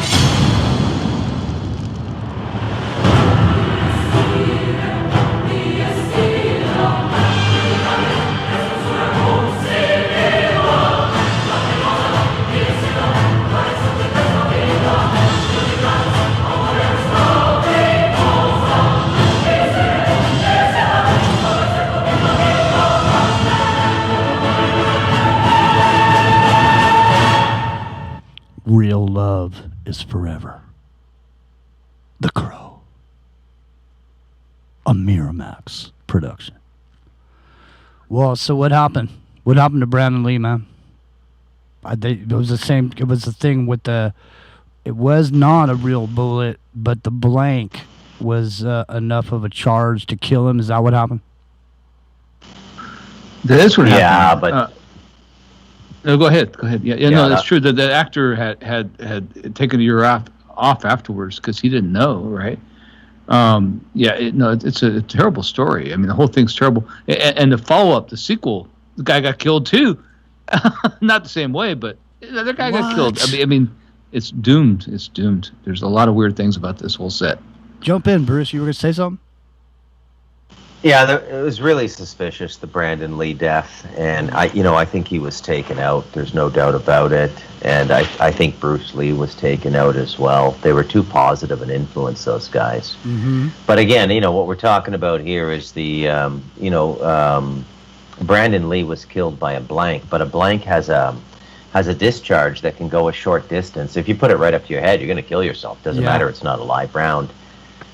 So I think, he's very weird, but the Baldwin thing is completely different, man. That is, I mean. Yeah, and that's what I mean. So, it was a live round. It was an actual bullet. That's what I mean. Listen, a gun in the movie theater, a gun prop, even though it doesn't shoot anything, it has a whole chain of command. It has a whole chain of possession. What I'm thinking? I'm thinking that what Epic, here's what I'm putting together. Epic says these guys walked off, right? The guys that walked off are the guys that would have been in charge of those props.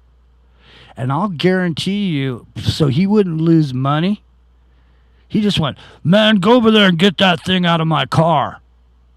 You know what I mean? Go get my thing out of my glove compartment or something. Get me something. Just get me something in here. Like that. Just put blanks in it. Somebody get some blanks down here. Like that. Oh, we accidentally left a bullet in there. Oh, the person that was giving me problems got shot. I'm sorry. Like that. But I don't know. I don't know. No, to me, there's no doubt about this. To me, look, man, people think because I hate Trump, I'm a liberal. I'm not.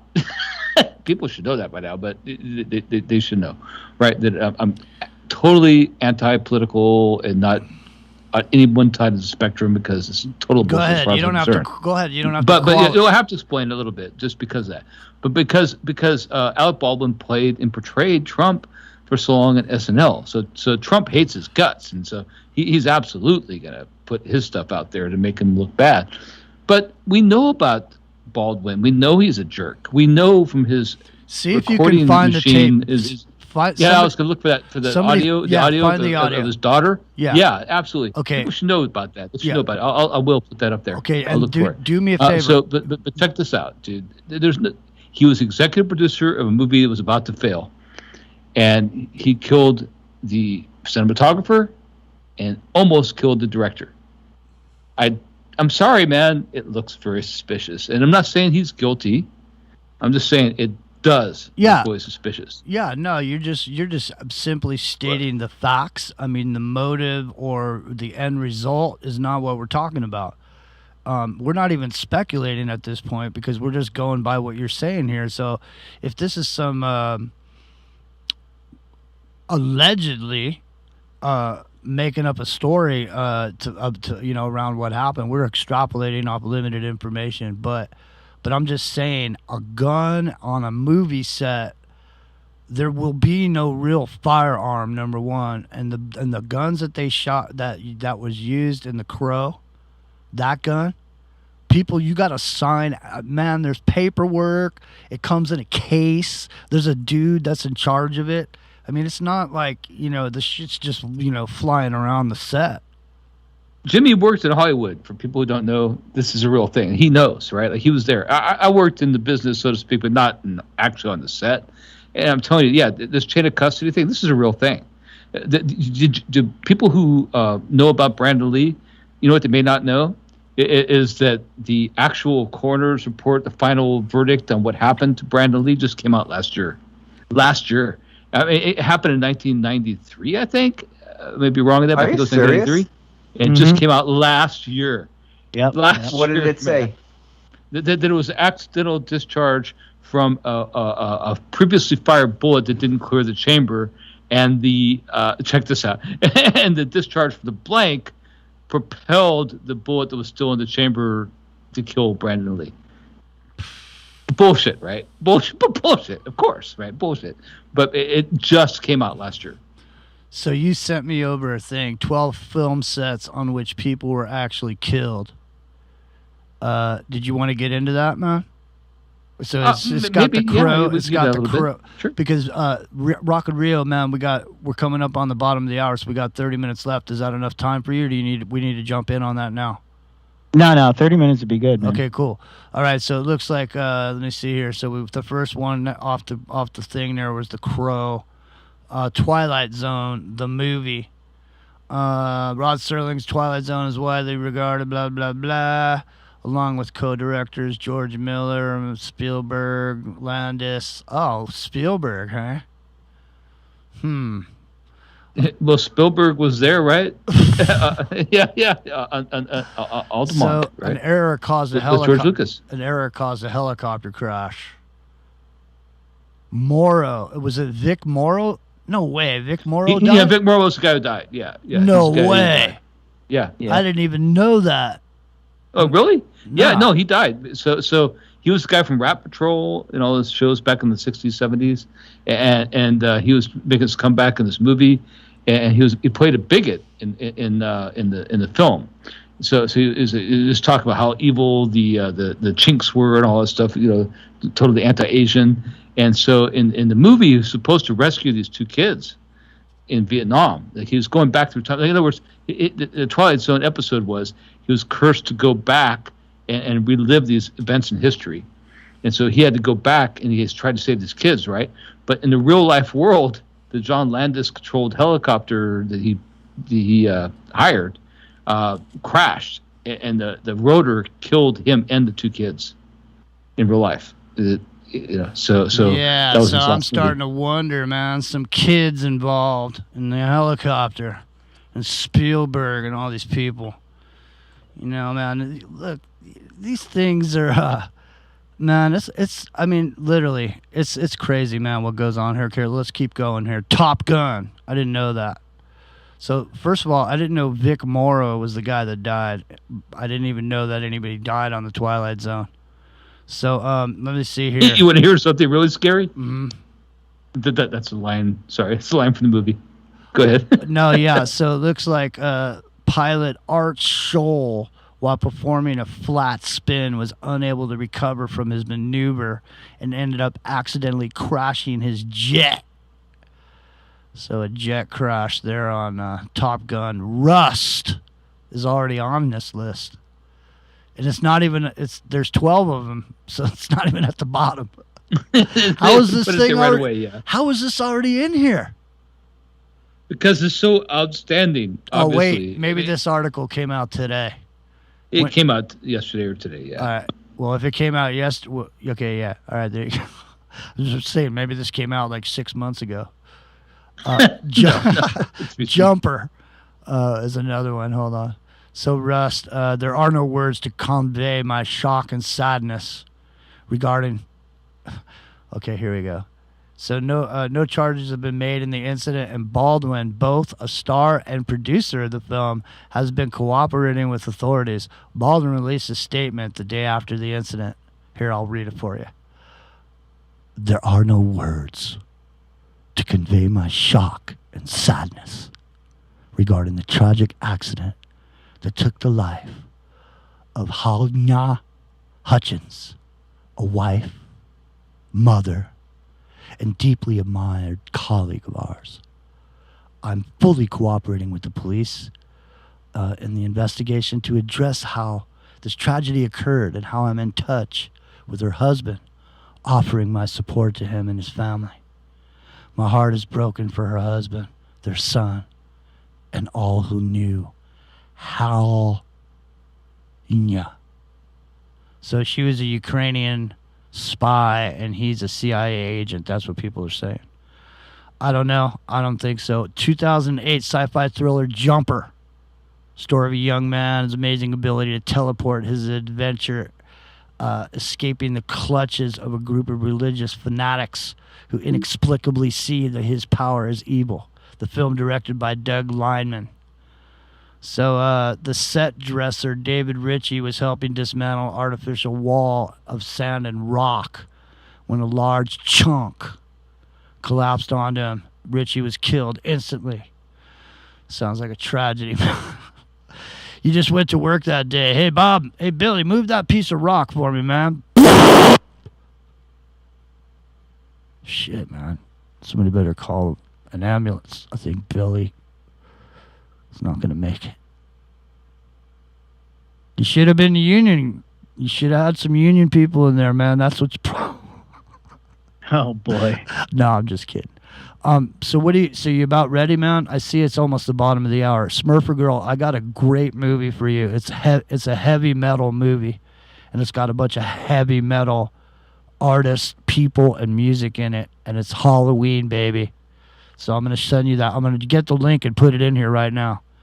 So you about ready there, Rock and Rio? Why don't you set the stage? Oh, wait a minute. Milo and Otis had a death on it, too. That was a cute movie. Anyways, isn't that a trip? They killed those animals to make the movie. Oh my God, dude! Don't break my heart. Go ahead, Epic Journeyman and Rock and Rio, Bruce McDonald. Lay us out. Give us a hint. Well, I get your intro together for the Reverse Perverse Circus on Into the Microcosm on Aftermath FM Monday through Friday, 10:30 Pacific, immediately following Clyde Lewis and Ground Zero. Yeah, what do you guys think about this? Like as far like for me, I look at his history of Alec Baldwin being a jerk. I mean, like so self-important, and this is totally something he would do. Like he was producing the movie. Not saying he did it. I couldn't say. I'm just saying, like this is the kind of thing that fits his profile. You right? can't. Well, we also look at Hollywood and all these alleged suicides and alleged, the star whacker whole scenario. Mm-hmm. You know how many people are sacrificed. Mm-hmm.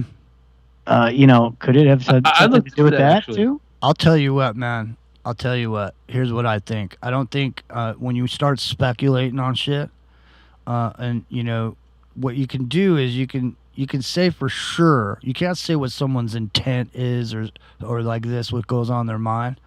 But what you can say based on the evidence that you've seen in the past about this man, number one, I'll guarantee you he's a wife beater. All right. Number two, he's got a temper on him. Number three, you heard him what he said to his own daughter. Number four, there's tape of him making statements about something that happened to him after he was pulled over by a police officer. Mm-hmm. So based on all of those things, you see his personality, the kind of personality he is. What we can say that he's the kind of person that if he killed somebody, it probably wouldn't bother him as much as it bothers a lot of people. Because he doesn't seem like the type of person that has that kind of a spirit about him, that he would have remorse about killing somebody. I think he might.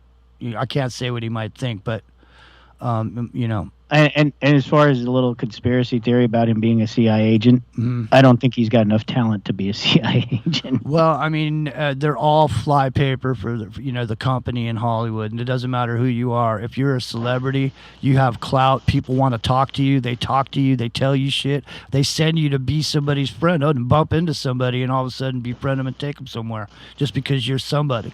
So it doesn't matter how lame you are.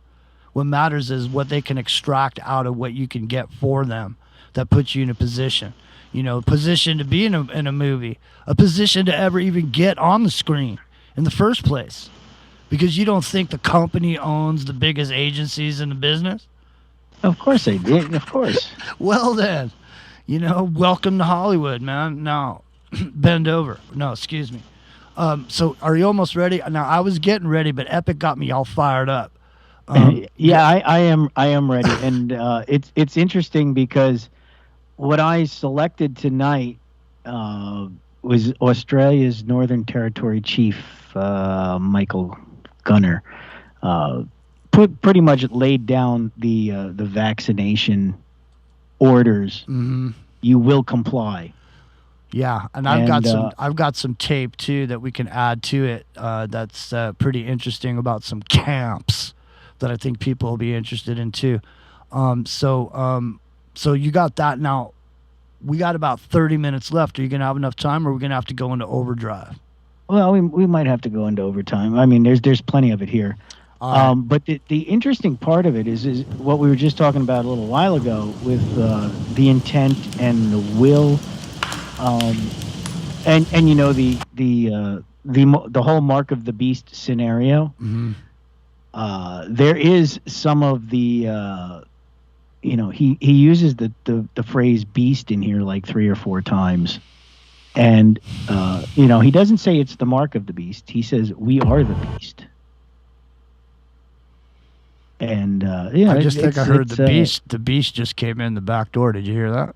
Yeah, I did. He said the beast, and there was I heard the beast. We should run this clip forward so people can hear the tyranny and the demand that's going on if they haven't heard this clip already, and then we can get into the reverse of it.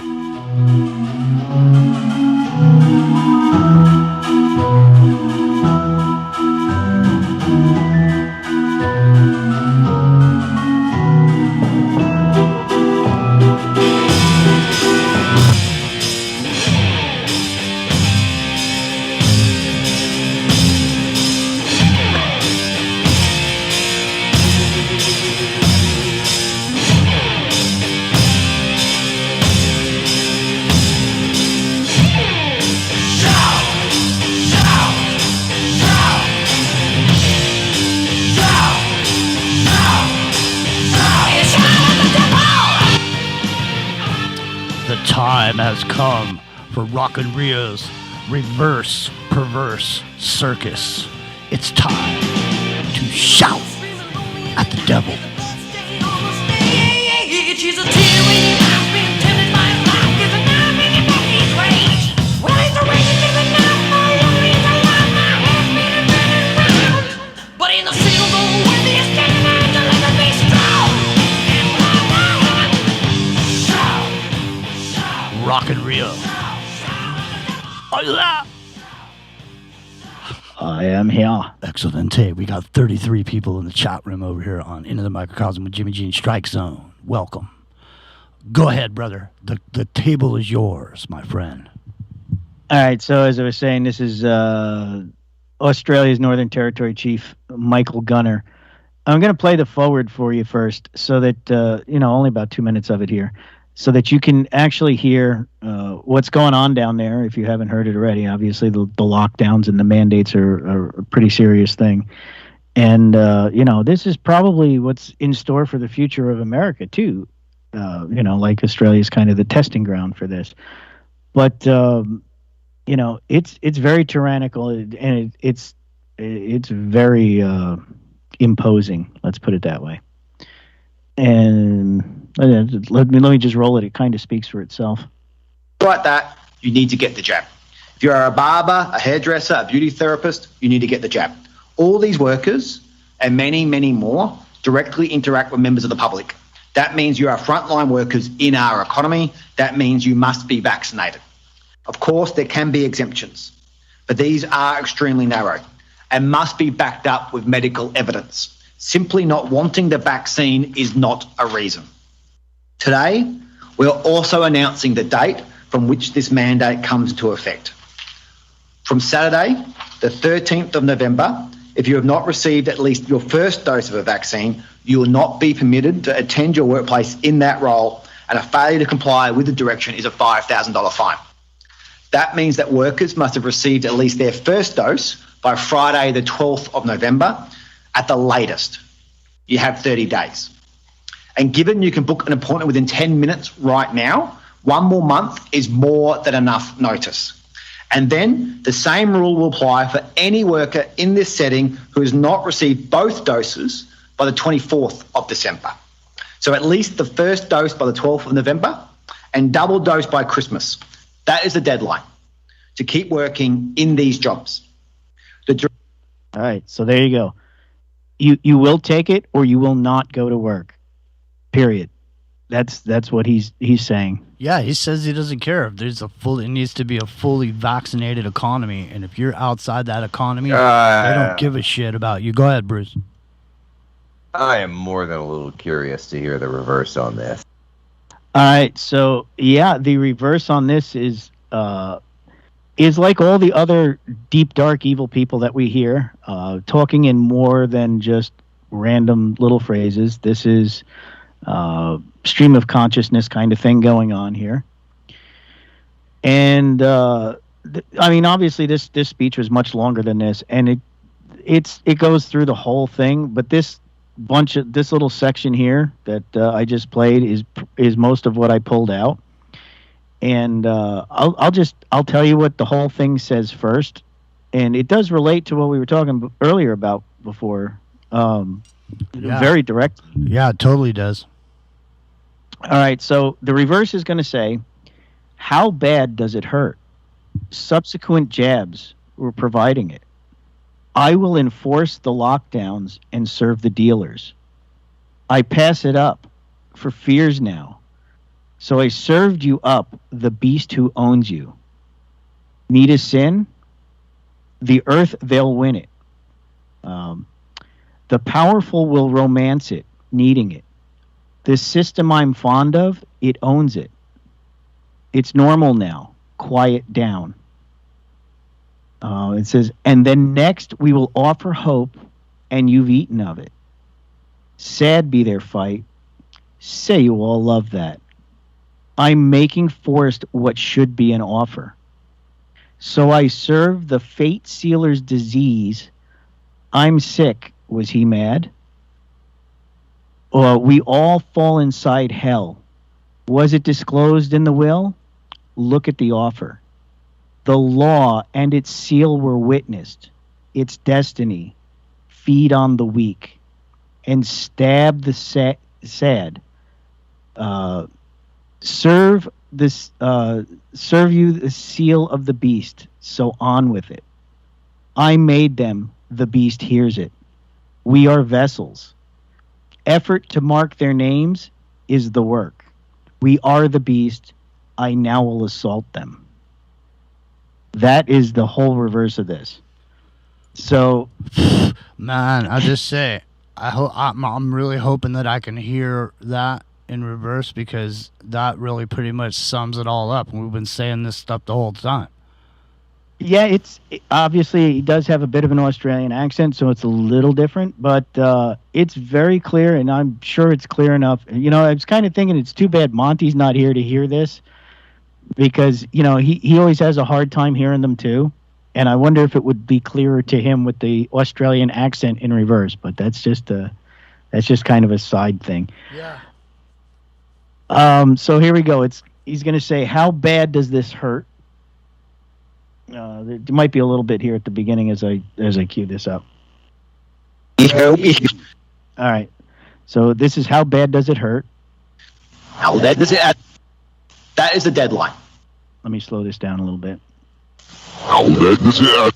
How bad does it hurt? Subsequent jabs providing it. I will enforce the lockdowns, serve the dealers.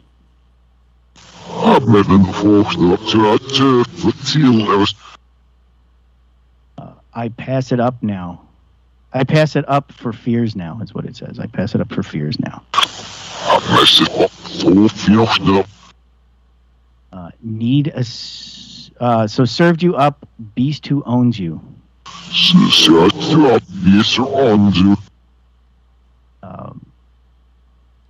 Need a sin, the earth will win it. I heard that last one pretty clearly. Need a sin, the earth they'll win it. The powerful will romance it, needing it.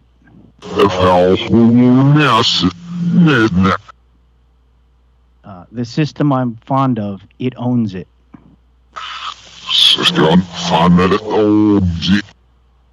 It says normal now, quiet down.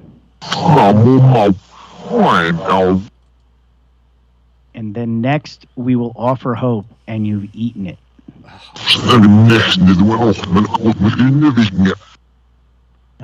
Sad be their fight.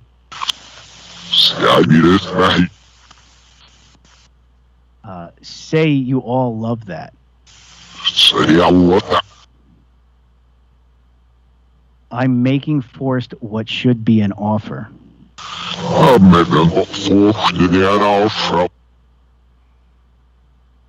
It's hold on a second. So serve the fate. So I serve fate sealer's disease service. I'm sick. Was he mad?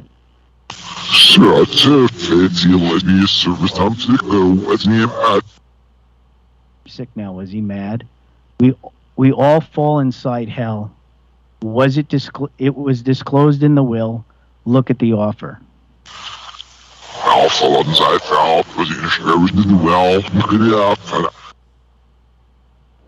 That one was pretty clear. The law and its seal were witnessed. The destiny feed on the weak.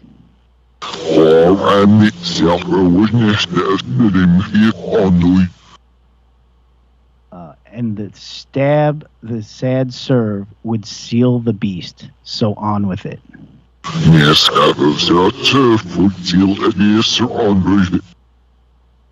I made them, the beast hears it. We are vessels. Effort to mark their names, it's the work.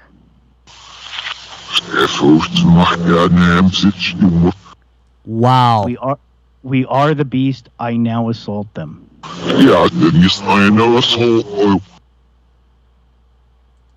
So, that's what I've put together for here. I heard that. And, there's more about forcing the people and we will steal their souls and keep going. We still got 20 minutes left, brother. Well, I don't have the rest of it written out, but I've listened to it, and it's pretty much more and more of the same thing, and it's the same thing that every one of these evil people in control has been saying all along, right? They're going to mark you, right? And this one, this is another example. Fauci said it, Trump has said it. Biden was this staff of Lucifer, when he came out and said it, it's pretty clear. Hi, it's Kirk. Effort to mark their names. Metallica. And to support our foundation and... Hold on. Metallica. Entry of the black... Metallica curtain just snuck in here. Go ahead. Sorry the effort to mark their names, it's the work, right? And, we were talking about the... when you're looking at it from the religious aspect, it's the mark of the beast in the Bible, right? And it says, about the names written in the Lamb's Book of Life. Is part of that whole thing.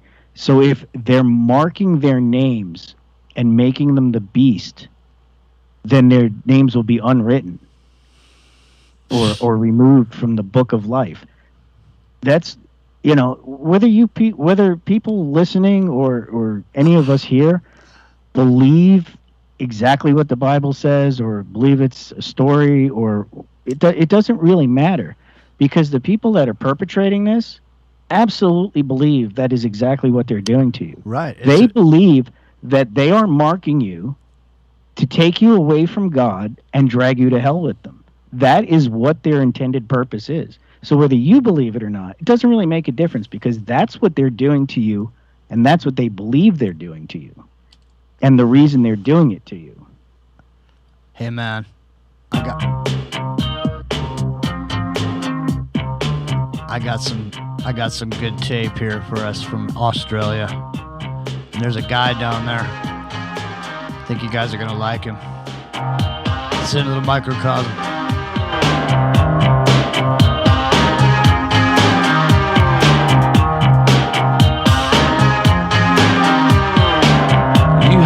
Something to hide. Should have hidden it. It's Aftermath FM. Now you're not satisfied with what you're being put through. It's just time to pay the price. Not listening to advice. Deciding in your youth on the policy of truth.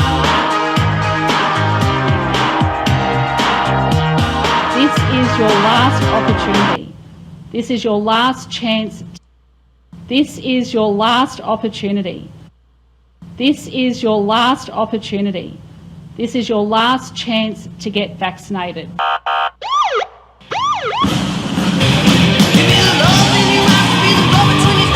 guys, Aussie Cossack, and guess who's next to the Aussie Cossack? AFP, never far. Is it just me or are these guys following me? Well, naughty Anastasia. You just admitted on camera that you've got a plan to put the unvaccinated into quarantine camps that you're building outside Brisbane and outside major cities. Listen to this, my fellow Australians. This is what the mainstream media won't pick up on. But Palaszczuk, the Queensland Premier, just admitted on camera that she is building quarantine camps for the unvaccinated. Listen to this. Quarantine facility that you announced that will be built, I think, in the middle of next year. Do you still need that? I think regional quarantine facilities are going to be needed into the future. We'll also need it for unvaccinated people. Unvaccinated people. Unvaccinated people. Now you've heard that. That's her words, not my words. She admitted that it's for the unvaccinated. Now look what she says next. The same day, at a different press conferences, she actually threatens us, Australians. She says, get vaccinated before it's too late. This is your last opportunity. This is your last chance to get vaccinated. What do you mean too late? What, going to come and arrest us and put us into camps? Is that where we're headed? Is that where we're headed, Australia? Is that what's going on? If you dare raise a finger at any of us or any of my fellow Australians, well, we'll see what happens. This has never been full before.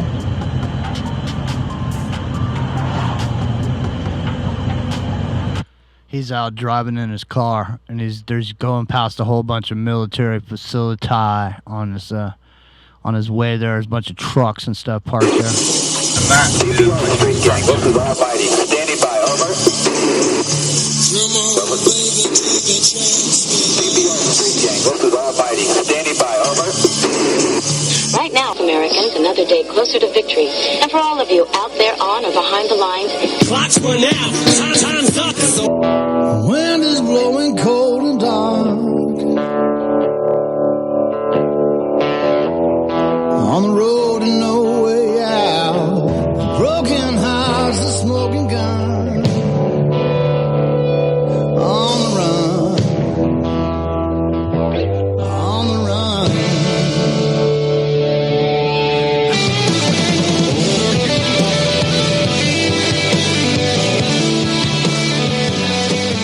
For the land of the free and the What's wrong? I need something stronger. Take 4 red capsules. In 10 minutes, take 2 more. Help is on the way. What's wrong?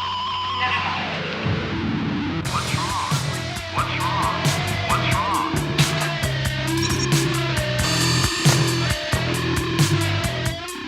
My name's Jimmy. It's Thursday. It's Aftermath Media, and Into the Microcosm is on the air.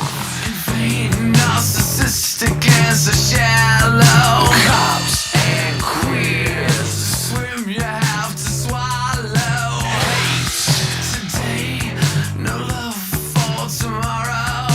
We're all stars now in the dope show. We're all stars now in the dope show. There's lots of pretty ones. You let me violate you. You let me desecrate you. You let me penetrate you. You let me complicate you. Help me. I broke apart my insides. Help me. I've got no soul to tell. Help me. The only thing that works for me. Help me get away from myself. I wanna fuck you like an animal. I wanna feel you from the inside. Well, it's been 7 long days, and I am super excited tonight because it's one of our favorite subjects here at Into the Microcosm. And, you know, we do tend to lean in a lot of areas heavily.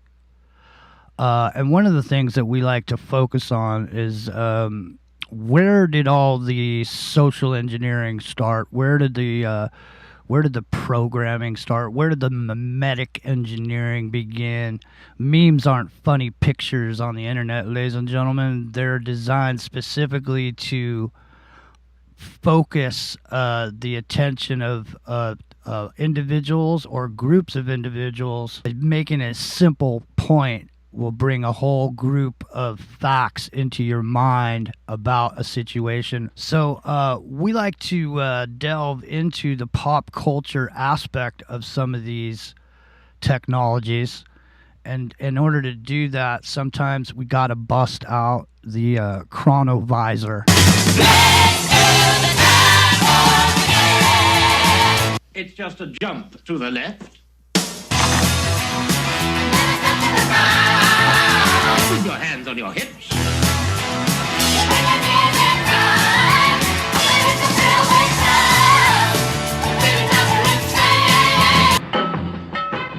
The aggressive determination of hippies to start a new society has made its mark upon San Francisco's Haight-Ashbury. Part of the neighborhood is occupied by ordinary people, bewildered by what's going on. Part of it is occupied by a growing population of hippies. There are a lot of for sale signs in Haight-Ashbury. There are a lot more houses being occupied by hippies. The hippies are capable of extremely hard work, even though they tend to approach work as the rest of us do sport. Some of them are very successful. This is the house of a popular local band which plays hard rock music. They call themselves the Grateful Dead. They live together comfortably in what could be called affluence. There are many other similar houses or apartments in Haight-Ashbury, maintained by hippies who work in places where employers do not mind bizarre dress or long hair. Their concept of a new style of life unites them, and that concept is, in most cases, drawn from the drug experience. The Grateful Dead themselves acknowledge they have used LSD. Warren Wallace asked them what they thought the hippie movement was trying to accomplish. What we're thinking about is a peaceful planet. We're not thinking about anything else. We're not thinking about any kind of power. We're not thinking about any of those kind of struggles. We're not thinking about revolution or war or any of that. That's not what we want. Nobody wants to get hurt. Nobody wants to hurt anybody. We would all like to be able to live an uncluttered life, a simple life, a good life, you know, and like think about moving the whole human race ahead a step or a few steps. And, or half a step. Yeah, or a half a step, or anything. Or at least not more positive. At least not going around in circles like it is now. Do you think that your movement or your idea, the hip idea, is essentially connected up with drugs? Yeah, I would say that's a large part of the framework. I think that most of the people who are hippies now came to it through drugs. Yeah, but it's not a dope movement. We're not trying to spread dope. I think, personally, that the more people turn on, the better world it's going to be.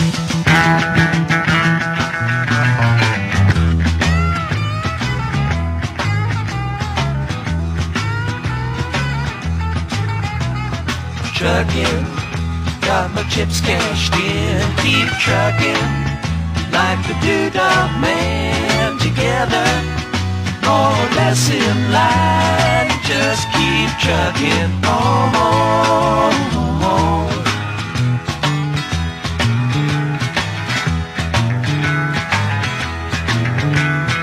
Arrows of neon and flashing marquees on a main street. They make you uncomfortable because there is obviously something wrong with the world they never made if it leads them to these grotesqueries. But granting the faults of society, you can say three things about them.